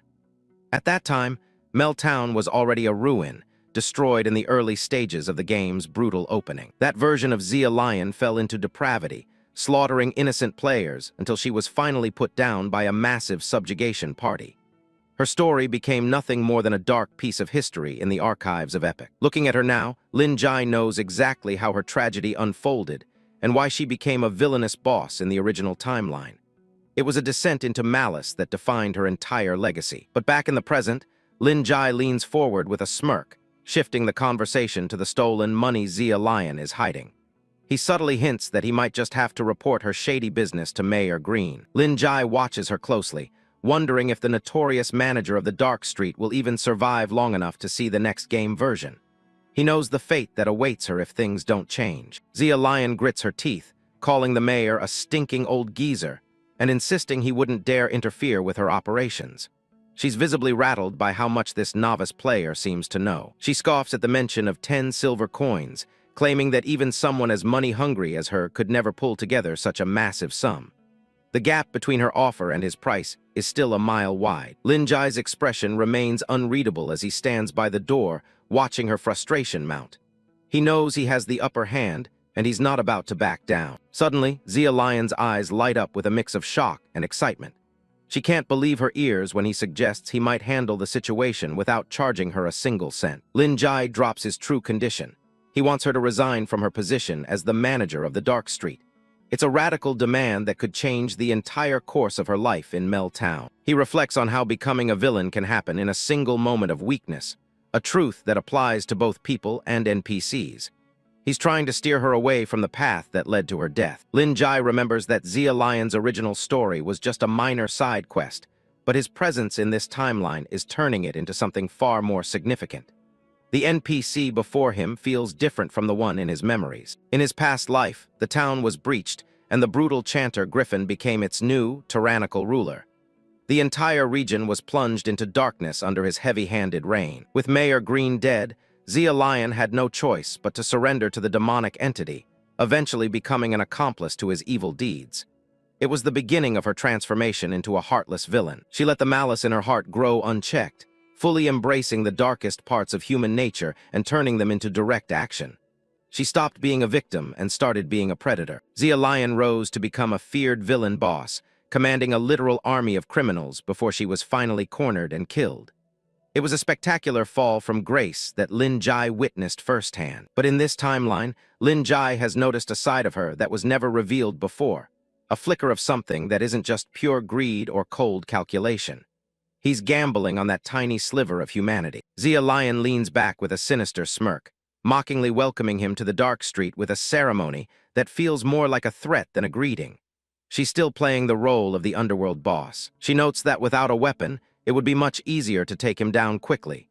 She's testing him, looking for any sign of weakness in the player who claims to know her every secret. With a sudden change in tone, she offers a meeting gift and says she's looking forward to a pleasant cooperation. Her mood swings are as sharp and unpredictable as the blades she deals in. Lin Jai remembers that she, too, was once someone who found pure joy in the thrill of combat. That shared warrior spirit might be the only bridge between them. He hopes that this tiny change in their interaction will be enough to tilt the scales of fate. One small decision could ripple out and save a life that was previously doomed to a tragic end. Zia Lion shouts in disbelief, her eyes wide as she calls his knowledge impossible. She can't wrap her head around how a mere player could see through her carefully constructed lies. Lin Jai's eye glows with a brilliant cyan light as he activates the Eye of True Sight. This ability allows him to pierce through any deception, seeing exactly what an NPC is trying to hide. Zia Lion is furious, accusing him of using the very item she gave him to spy on her and uncover her deepest secrets. Her hands are clenched into fists as her frustration bubbles over. Lin Jai just smiles, explaining that the items in her vault are far too important to the Dark Street to be left unprotected. He frames his intrusion as a necessity for their shared goals. She draws her sword with a lethal flourish, declaring that she respects him as a big shot, but reminding him that she's still a dangerous force to be reckoned with. The air in the room suddenly turns cold. Lin Jai doesn't even flinch, coolly reminding her that she's standing in his territory and should show some respect. He reiterates that he's the only one who can help her recover her lost treasures. Zia Lion's expression softens slightly as she admits those treasures are her life savings. They're her ticket out of the underworld and her chance to build a legitimate life in society. Finally, she yields, agreeing to leave the quest in his hands with a stern warning that he must complete it at all costs. The contract is officially struck. Lin Jai finds himself walking through the lush green valley of Westwind Ridge, already starting to regret taking on a mission for no immediate monetary reward. He wonders if he was thinking clearly when he agreed. His mind feels blank as he realizes he let Zia Lion talk him into a high-stakes job for nothing but a promise. It's a rare moment of self-doubt for the usually calculated regressor. The system confirms that Zia Lion's quest is received, tasking him with defeating the mysterious monster lurking before the gate of her secret shrine. The location is now highlighted on his map. He remembers the final part of their deal and turns back to her, simply demanding that she give him the thing. He's not going into this fight empty-handed. Zia Lion looks confused, asking if he's changed his mind and wants money after all. She reminds him that he was the one who said he'd do it for free. Lin Jai clarifies that he's talking about the weapon. He needs a blade that can actually handle the level of combat he's expecting at the ridge. He reminds her that she shattered his previous sword with a single strike during their last encounter, and he hasn't found a suitable replacement since. It's only fair she provides the gear. Zia Lion closes her eyes for a moment, admitting she's not great with traditional swords and only deals in specialized heavy blades.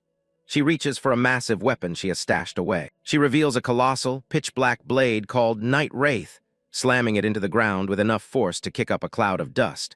It's an intimidating piece of equipment. Lin Jai looks at the massive edge, noting that it's long, sharp, and clearly built for two-handed use.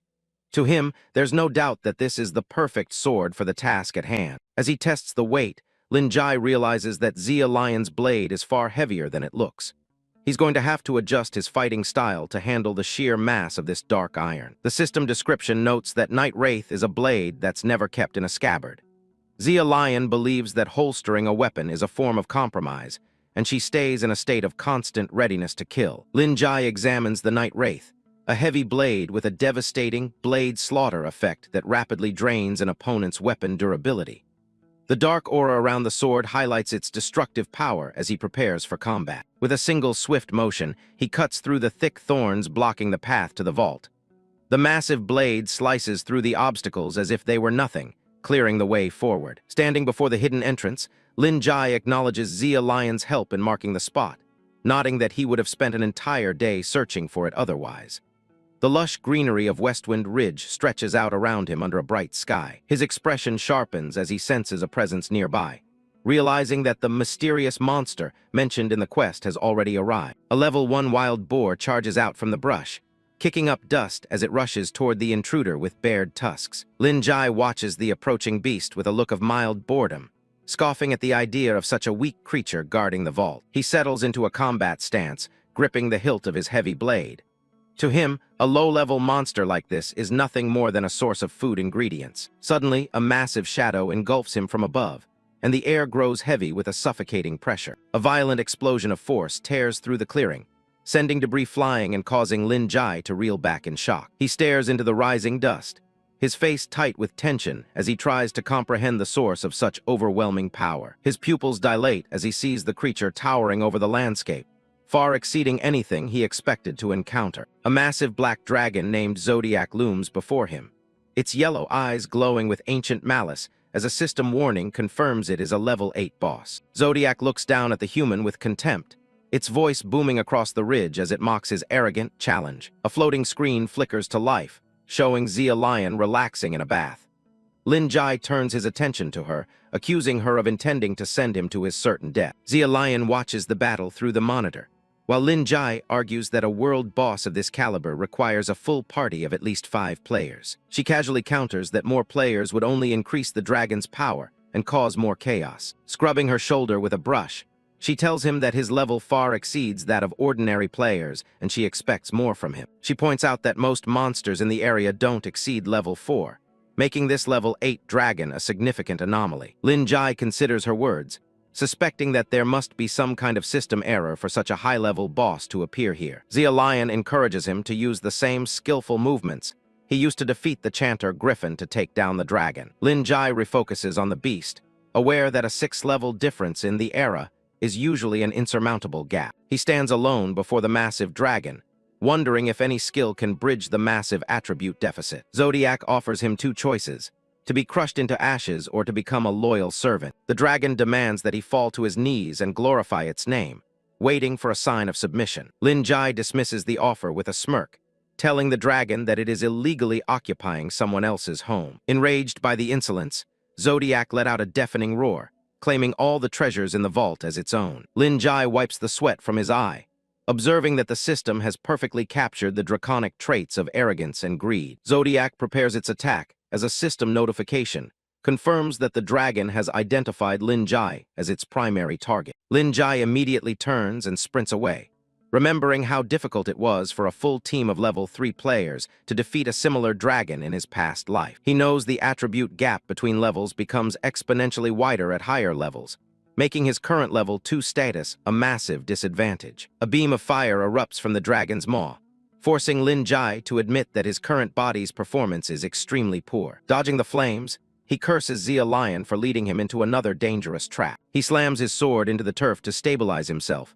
mentally reviewing the standard 4 types of dragon attacks: breath, claw, bite, and tail slap. Aware that any direct strike would kill him instantly, He watches the dragon's movements with absolute focus. Zodiac takes to the sky, its wings casting a massive shadow as it screams about its challenged authority. As a claw strike comes down, Lin Jai jumps into the air, looking for the preparatory signals of each move. He notes the head movement before a breath attack, and the way the dragon braces its claws before a tail slap. When the dragon lunges backward, he knows a bite is imminent and maneuvers out of the way just in time. The dragon swings its massive claw in a wide fan shape, leaving a brief half-second opening immediately after the attack. Lin Jai times his move with the precision of a master, moving in just as the dragon's limb hits the ground. Dashing forward, he seizes the moment for a counterattack, swinging the Night Wraith at the dragon's head. The heavy blade strikes with a loud clang, but the red damage box displays a flat 0, showing that he hasn't even scratched the boss's defense. Zodiac looms over Lin Jai, its yellow eyes glowing with contempt as it sneers at the human, calling him a damn ant. The dragon's massive head dominates the frame, emphasizing the sheer scale of the threat. The dragon lunges forward with its jaws wide open, its sharp teeth bared for a lethal bite. Lin Jai realization hits that at his current speed and level, he won't be able to dodge the incoming attack in time. Desperate, Lin Jai activates a defensive skill he earned from his previous victory, Griffin the Chanter's Golden Bell. He grits his teeth as a brilliant light begins to emanate from his body, forming a protective barrier. A brilliant golden shield erupts around Lin Jai just as Zodiac's jaws snap shut with bone-crushing force. The impact creates a massive shockwave, but the ancient monster's teeth fail to pierce the shimmering barrier. The force of the dragon's failed bite causes a tremendous explosion of light and energy that radiates across the ridge. Dust and debris are kicked up into the air from the sheer pressure of the collision. Zodiac reels back, its pupils narrowing in confusion as it stares at the unscathed human player. It grumbles in frustration, wondering what kind of mysterious power just blocked its certain-kill move. Standing amidst the settling dust, Lin Jai shifts his grip on his blade, acknowledging that the golden bell only bought him a temporary miracle. He knows he still can't pierce the dragon's defense and must find a new strategy to survive. Zodiac's throat begins to glow with a menacing orange light as it prepares its next assault. The dragon sneers at the human, calling him trash, while fueling its inner furnace for a lethal breath attack. Lin Jai watches the dragon's posture, immediately identifying the move as Dragon Breath Sweep. He knows that a continuous cone of flame launched from the front is normally impossible for a low-level player to dodge. Instead of retreating, Lin Jai sprints directly toward the massive beast, his red cloak fluttering behind him. He knows that while the range of the breath gets wider and more dangerous at a distance, he can exploit the blind spot. In a daring move, Lin Jai slides beneath the dragon's massive chest, aiming for the one place the flames can't reach. To him, the only true, safe distance when facing a dragon's breath is 0 distance. With a burst of speed, he leaps toward the dragon's underside, raising the heavy black blade above his head. He pours all his strength into a single overhead strike against the beast's belly. Zodiac's eyes bulge in surprise as it witnesses the human's incredible speed. It realizes that Lin Jai's movements are far beyond what any normal level 2 player should be capable of achieving. The Night Wraith strikes the dragon's scales with a heavy thud, but the system notification, dealt damage, flashes mockingly in the air. Lin Jai is forced to retreat as the dragon let out another frustrated burst of flame. Frustration flickers across Lin Jai's face as he stares at the legendary sword in his hands. He can't believe that even a weapon of this caliber is failing to leave so much as a scratch on Zodiac's hide. Zodiac laughs at the pathetic attempt, mocking Lin Jai for being even weaker than it initially thought. The dragon raises its head high, its yellow eyes burning with arrogance as it prepares to finish the ant. Zia Lion's voice suddenly crackles through a floating monitor as she appears on screen, casually noting that the legacy weapon, the Night Wraith, is a bit shy around those it hasn't yet accepted. Lin Jai shouts back at the screen in annoyance, demand to know why she's only sharing this critical piece of information now. He narrowly avoids a swipe from the dragon's tail while listening to her explanation. She explains that the sword possesses a distinct personality and won't unleash its true destructive potential until its user has earned its acknowledgement through trials. Sliding across the grass to avoid another stomp, Lin Jai asks what the specific conditions are to earn the blade's respect. Zodiac looms in the background, a mountain of scales and fury ready to strike again. Zia Lion points a finger toward him through the screen, telling him that he must prove he is someone who has truly experienced life-and-death trials. The ground shatters beneath Lin Jai as he continues his desperate evasion. Lin Jai reflects on the absurdity of the requirement, nodding that he's seen plenty of bizarre game mechanics before.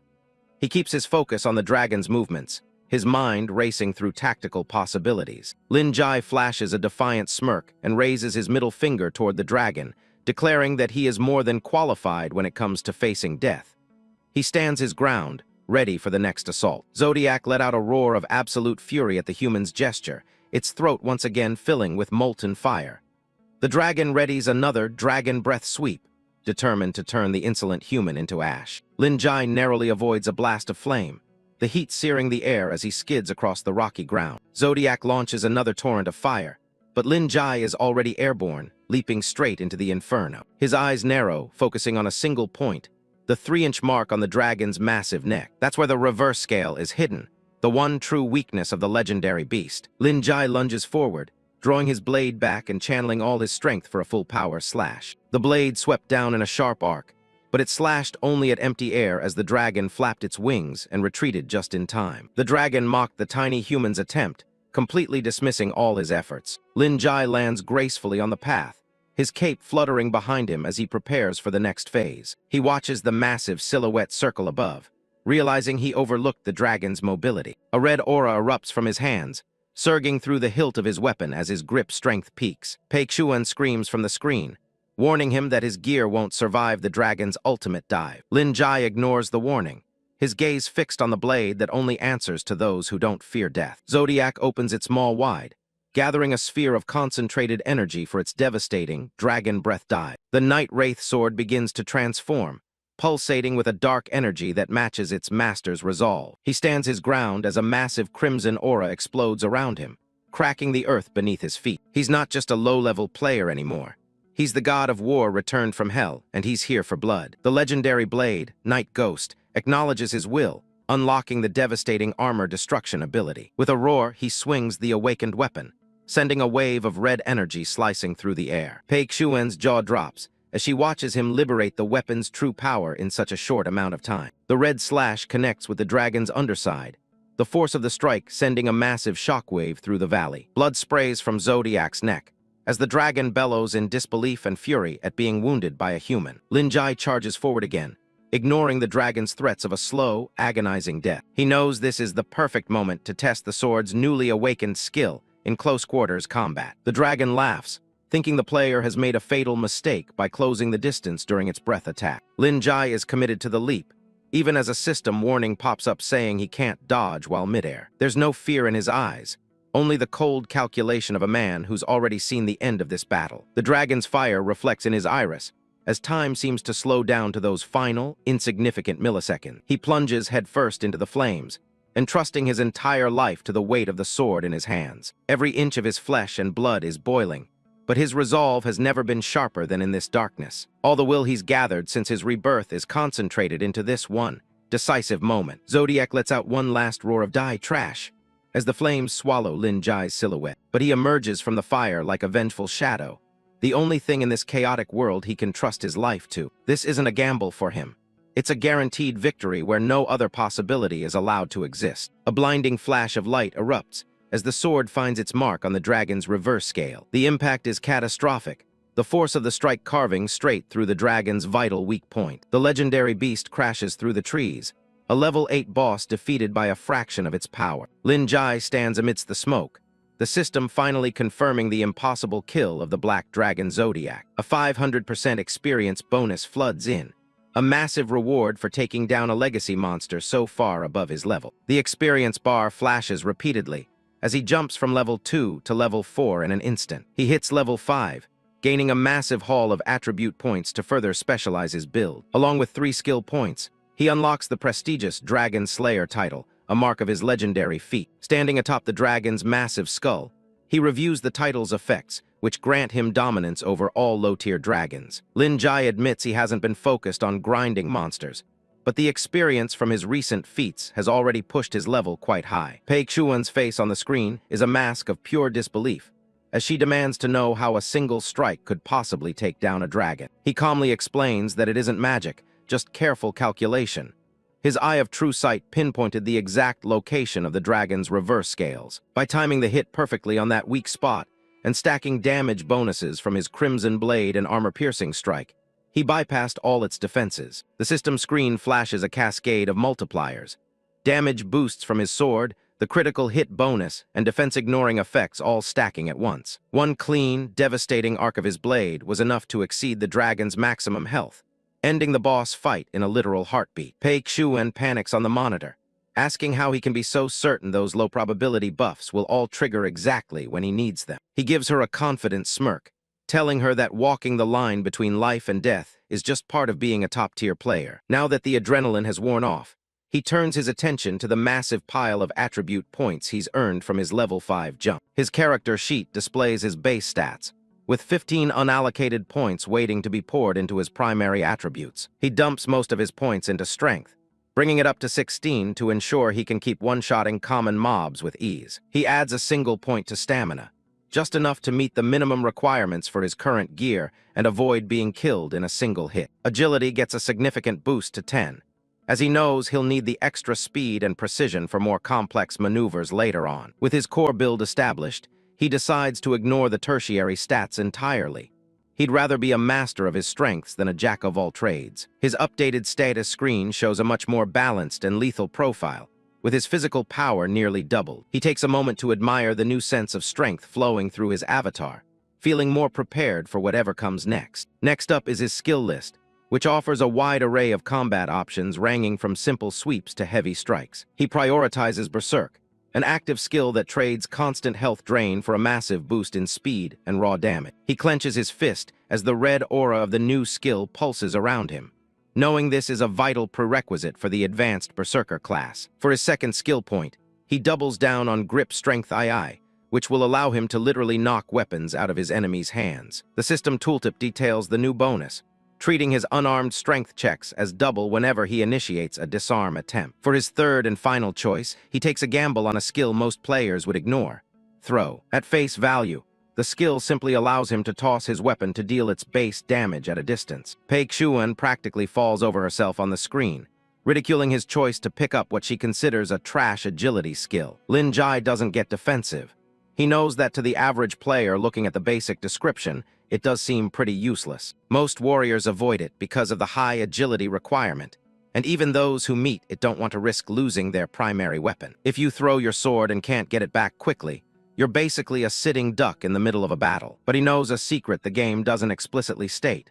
Throw is only a junk skill if you take its mechanics literally. Most people's imagination for ranged combat is limited to bows and crossbows, thinking those are the only options for a warrior. They're stuck thinking about future updates with guns and cannons, completely missing what's right in front of them. In his eyes, a player who understands the system doesn't need to carry a separate ranged weapon at all. Because warriors already have the highest strength stats in the game, they are actually the most naturally suited for the throw skill. Pei Xuan looks at him like he's grown a second head, trying to process the idea of his own hands being his ranged arsenal. He just gives her a knowing look, confident because he's holding an ace that no one else in this timeline knows about yet. She tells him to stop calling everything junk so casually, clearly missing the irony as he points to his grip strength stat. The hidden truth is that high grip strength provides a massive multiplier to the throw skill, turning a basic move into a god-tier attack. By combining those two trash abilities into a custom combo, he creates a technique he's dubbed Pierce the Rainbow. A massive red energy projectile streaks through the air,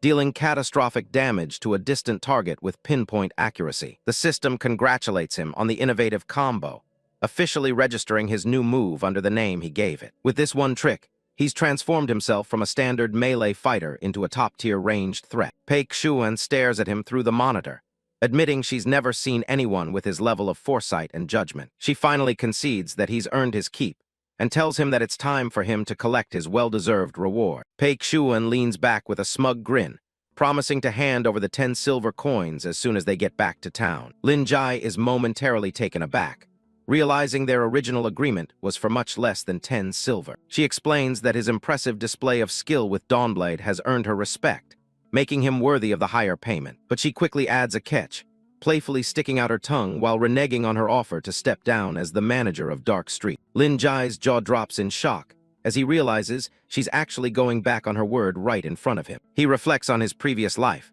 unable to recall any NPC ever being quite so unpredictable or manipulative with their own requests. Pei Xuan laughs through the monitor, reminding him that as the leader of Dark Street, she has the freedom to do whatever she wants. Exasperated, Lin Jai demands the money anyway, deciding he's better off never doing business with her again. He storms off with an angry expression, thinking to himself that if she eventually turns into a villain, it will be entirely her own fault. Suddenly, the ground beneath him gives way, and he finds himself plummeting into a dark, rocky chasm with a startled cry. He falls through the air, debris tumbling around him as he descends into the hidden depths below the dragon's lair. He lands in a vast, silent chamber illuminated by a soft, ethereal light from above. Looking around at the ancient, ornate architecture, he realizes he's stumbled into a secret dungeon, Zia Lion's treasure vault. His eyes widen as he remembers this was the legendary location players spent an entire season searching for in his past life.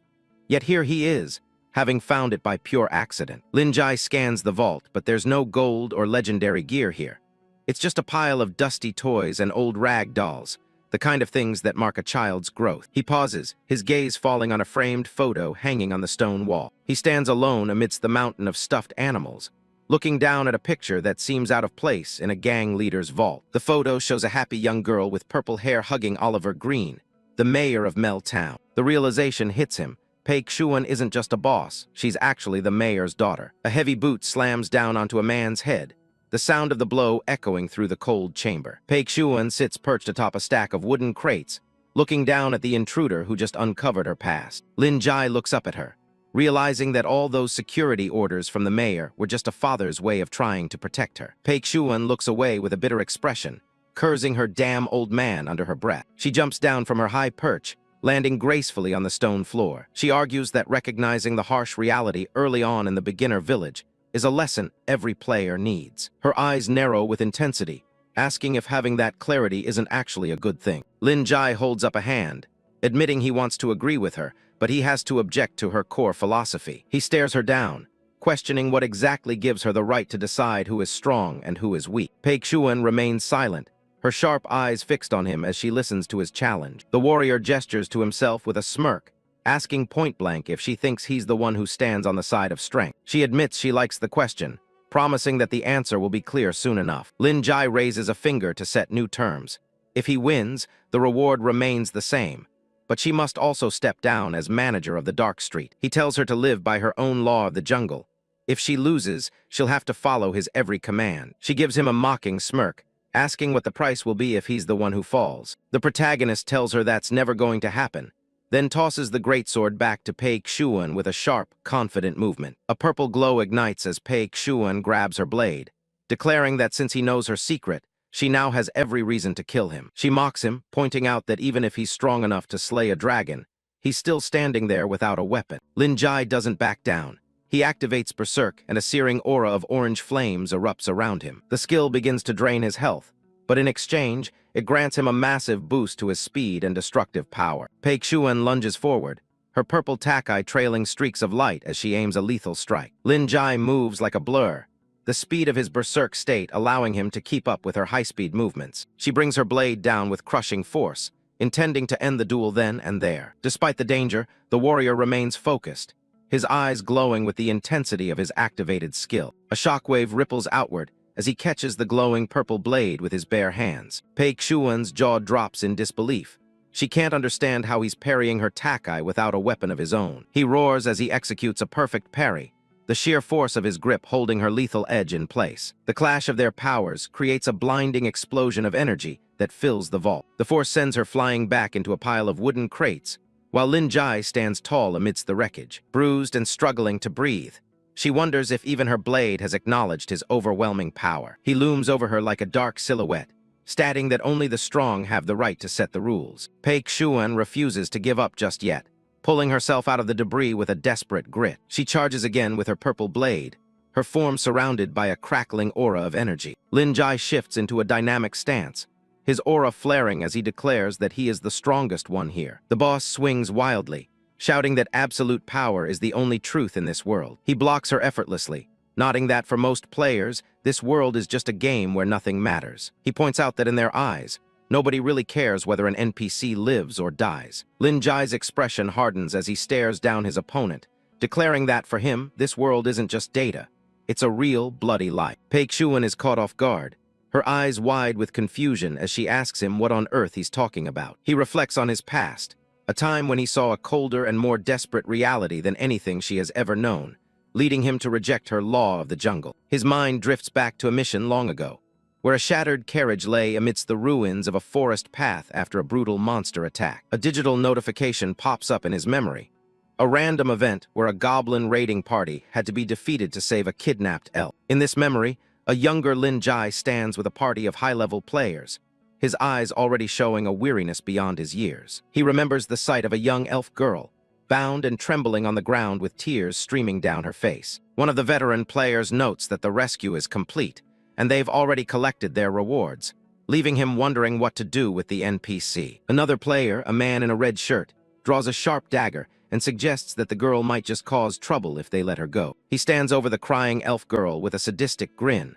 arguing that they should just kill her now to prevent any future alarms from being triggered. She looks up in sheer terror as the cruel player reminds everyone that NPCs simply respawn after they die. He licks his lips, his expression turning truly monstrous as he suggests trying out a different flavor by slaughtering a helpless girl. Lin Jai watches in silence, his eyes narrowing as the tension in the party reaches a breaking point. Another teammate places a firm hand on his shoulder, warning him that these guys are powerful gold farmers who could easily kick him out of the group. He tells Lin Jai to just look away, claiming that some people are only in the game for the sick thrills they can get. The man leans in, reminding him that he has a sister at home who desperately needs the money for her medical bills. Lin Jai hears the girl's desperate plea for help echoing in his mind, drowning out the cold logic of his teammates. The red-shirted player raises his blade, telling Lin Jai to just close his eyes and pretend he didn't see anything. In a flash of steel and blood, Lin Jai strikes first, plunging his own sword through the cruel player's chest to protect the NPC. The rest of the party stands frozen in shock,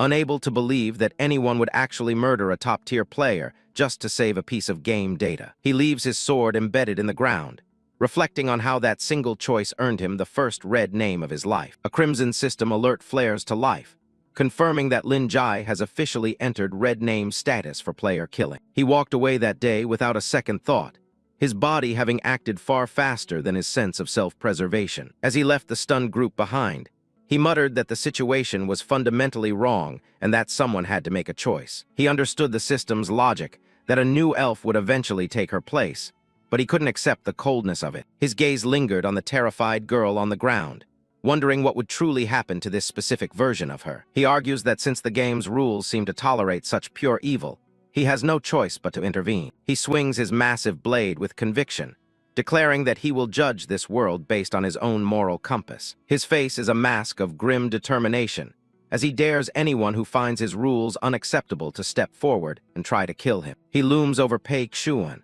his presence overwhelming as he asks her what exactly gives her the right to dictate how others should live. He parries a powerful strike, asserting that his right comes from his willingness to draw his blade even for the faintest trace of goodwill. Pei Xuan attacks wildly as he lists the hidden parts of her soul, the pain, the rebellion, and the memories she tries so hard to hide. He parries her desperate counterattacks, admitting that while he can't fully empathize with her, he understands her fear of loss. Lin Jai points out the flaw in her logic, telling her that her methods have only succeeded in hurting the people who actually care about her. She screams for him to shut up, her composure completely shattered as she swings her blade with everything she has left. He catches her strike with a thunderous parry, the impact creating a blinding flare of white light between them. In that split second, he spots a fatal opening in her stance, his sharp eyes locking onto the vulnerability. The warrior prepares to deliver the final blow, his hand gripping the heavy scabbard as it begins to glow with power. Pei Xuan can only watch in horror as he tells her that he's going to teach her a lesson,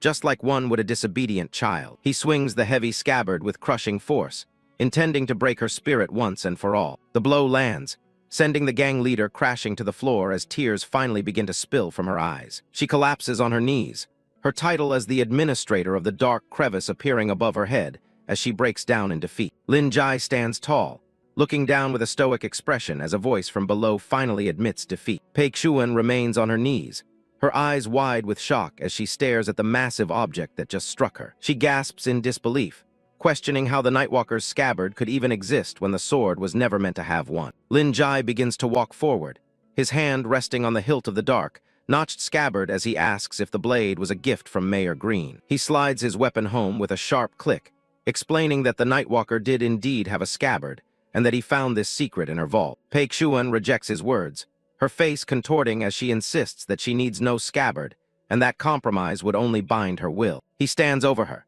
his red cloak fluttering slightly as he explains that Mayor Green's true intention was for her to learn how to restrain her wilder instincts. A subtle smirk plays on his lips as he prepares to reveal the true name of the force that drives him. Close up on Paik Shuan's eye, reflecting her internal turmoil as the word goodwill hangs heavily in the air. The narrative shifts back in time to 30 minutes prior, showing the large timbered building where the town's mayor resides. Inside the office, Lin Jai shakes hands with Oliver Green, the town's mayor, who has a distinctive blonde mustache and round glasses. Lin Jai looks slightly disinterested as he sets his price for the mission, asking for exactly 10 silver coins in exchange for his help. Mayor Oliver Green's face lights up with a jubilant laugh, agreeing to the deal immediately as they finalize their arrangement. Lin Jai reflects on his cleverness, nodding that by triggering this hidden quest, the silver coins he lost to Charlene have already returned to his pocket. He gazes out with a satisfied look, content with the fact that his good deed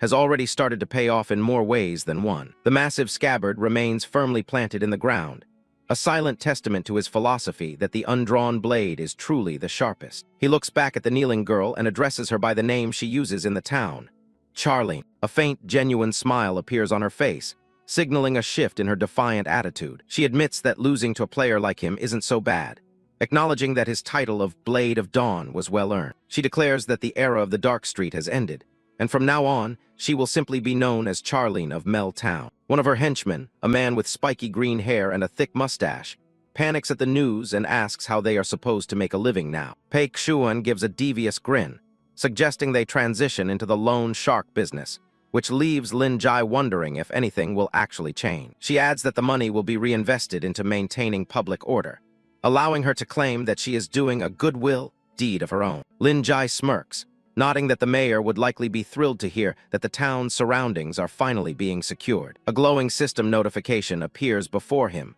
confirming the completion of the hidden quest and a massive reputation boost in Mel Town. The sun shines over the bustling town square, where players and NPCs alike move about their daily business. Lin Jai walks away from the scene, nodding that since he returned the Nightwalker's sword, he is now back to having no decent weapon. A brief memory of his fight surfaces, the moment his previous greatsword was shattered by Paik Shuan into a simple wooden stick. He holds up the weathered wooden branch, observing that its base damage is far too low to keep up with his current level. He moves through the busy streets, realizing that his most urgent task is to find a weapon that can withstand the battles ahead. Suddenly, a group of players at the town center begins shouting that they are quitting the game and clearing out their inventories. The crowd grows excited as the players announce that a super rare heirloom artifact is looking for a new, destined owner. Two men stand on a pedestal, presenting a massive, glowing red blade which they claim is the legendary sword of Karsi Mel. Lin Jai pauses, his eyes narrowing as he recognizes the name of the legendary sword saint who once wielded that blade. A majestic image of the sword saint Karsi Mel appears,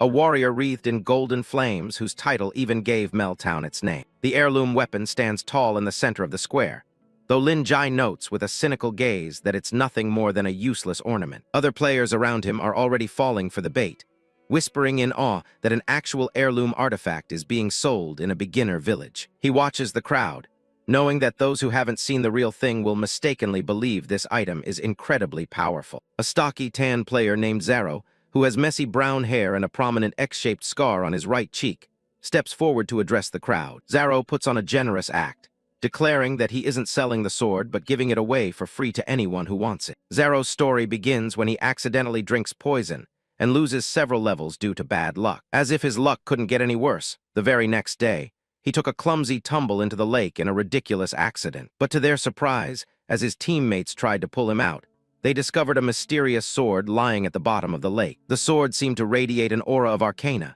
Thinking their luck had finally turned, the pair frantically searched for a way to fish it out. After that, they brought the sword to a pawn shop run by a bald old man, only for him to dismiss it as a piece of useless trash. To their utter dismay, after all that effort to retrieve it, the sword was valued at a mere 10 copper coins. After that, the duo decided to use the trash weapon as bait, hoping to recoup their losses. Standing before the crowd in the town square, Zaro points to the glowing sword and announces the rules for the contest he has devised. Jabba stands behind him with a confident smirk, crossing his arms as Zero challenges anyone in the crowd to an arm wrestling match. A nearby player, wearing a horned Viking helmet, gasps in disbelief at the prospect of winning an heirloom artifact for free. Lin Jai stands at the edge of the crowd, rubbing his chin as he carefully considers whether he should intervene in the obvious scam. He looks down at the wooden branch in his hand, theorizing that the World Tree's power might allow him to combine his broken weapon with the heirloom blade for an unexpected effect. A massive player with a wild mane of brown hair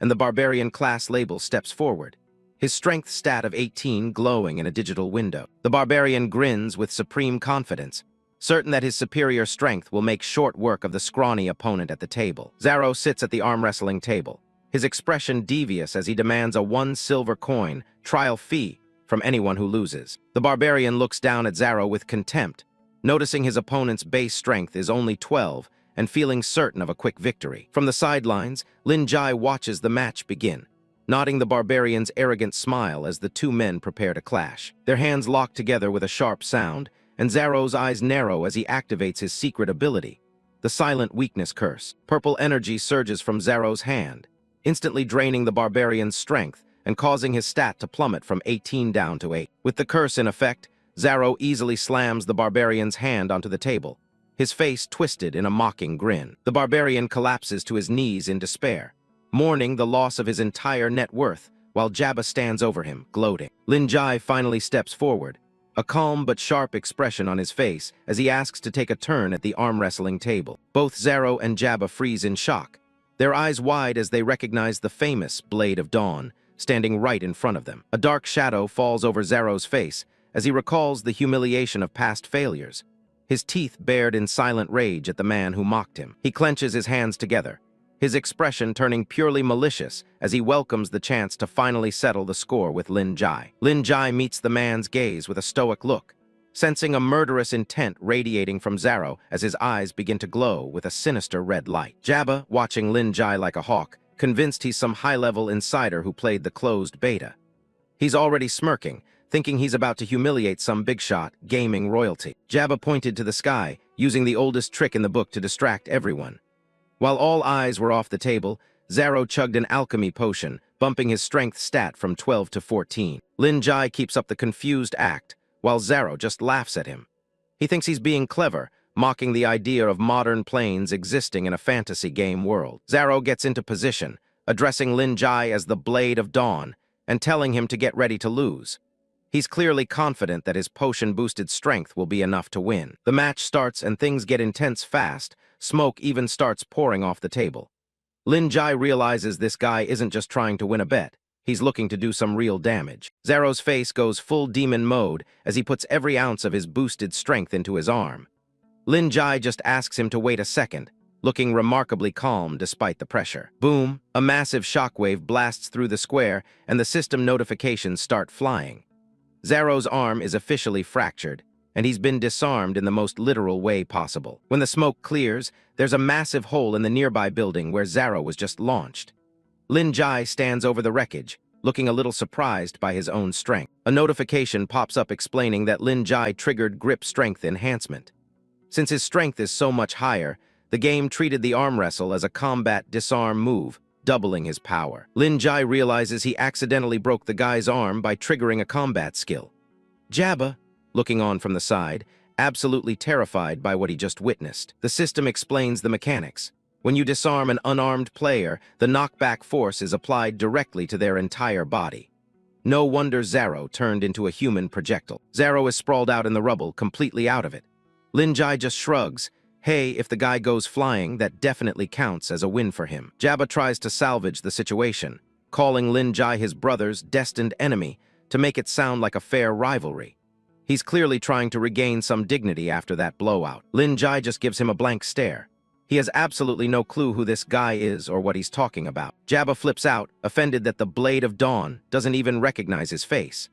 Lin Jai ignores the tantrum and reaches for his prize, the glowing sword of Karsi Mel. Lin Jai smiles, satisfied with his new acquisition. He officially won the match, so the legendary sword is coming with him. Jabba tries to step in, claiming it's not going to be that simple for him to just walk away with the prize. He's clearly not ready to let the scam end like this. He starts yelling for the guards, pointing at Lin Jai and accusing him of intentionally hurting his brother. He's playing the victim for everyone in the square to see. Jabba demands the guards throw Lin Jai in jail for at least 24 hours for malicious injury. He's acting like this was a cold-blooded assault instead of a lost bet. Lin Jai just looks bored by the whole performance. He's seen plenty of scams, but calling the cops on your own loss is a desperate new low. But the guards don't arrest him. Instead, they give him a full salute and address him respectfully as Lord Blade of Dawn. Lin Jai gives them a casual greeting, clearly on good terms with the local law enforcement. He's built up quite a reputation in Mel Town. The guards explain that contests without lethal means are allowed, so they wouldn't normally intervene. This isn't the crime Jabba was hopping for. Jabba is starting to sweat, realizing the Blade of Dawn has serious influence with the NPCs. He begins to wonder if they're all in on it together. He starts spiraling, wondering if Lin Jai has some kind of secret under-the-table deal with the game developers. He can't wrap his head around how a regular player could have this much pull. The thought of NPCs bowing and scraping to another player is enough to make Jabba break into a cold sweat. He's completely lost control of the situation. The guards shut Jabba down immediately, pointing out that the contest was peaceful and didn't involve any intentional injury. Jabba is left stammering as they ignore his complaints. Instead, the guards turn the tables and inform Jabba and Zaro that they're being arrested for in-game fraud and cheating. The tables have officially turned on the scammers. Jabba gets slapped with a 24-hour ban on the spot. He starts yelling about being wronged, still trying to blame game bugs for his humiliating loss. He keeps screaming that Lin Jai is the real scoundrel as the guards haul him away. Lin Jai just ignores the noise and focuses on his new legendary sword. Lin Jai gives them one final piece of advice to stop scamming people. The system confirms he's officially obtained the sword of Karsi Mel, a major upgrade for his collection. High above the square, a mysterious figure watches Lin Jai walk away with interest. He seems to have been observing the entire incident from the shadows. It's an old man with a long white beard and a single glowing red eye. He's impressed that someone actually managed to gather items related to the legendary Karsi Mel. He decides right then and there that it's time to put this kid to a real test. He wants to see if Lin Jai is truly worthy of the power he's gathering.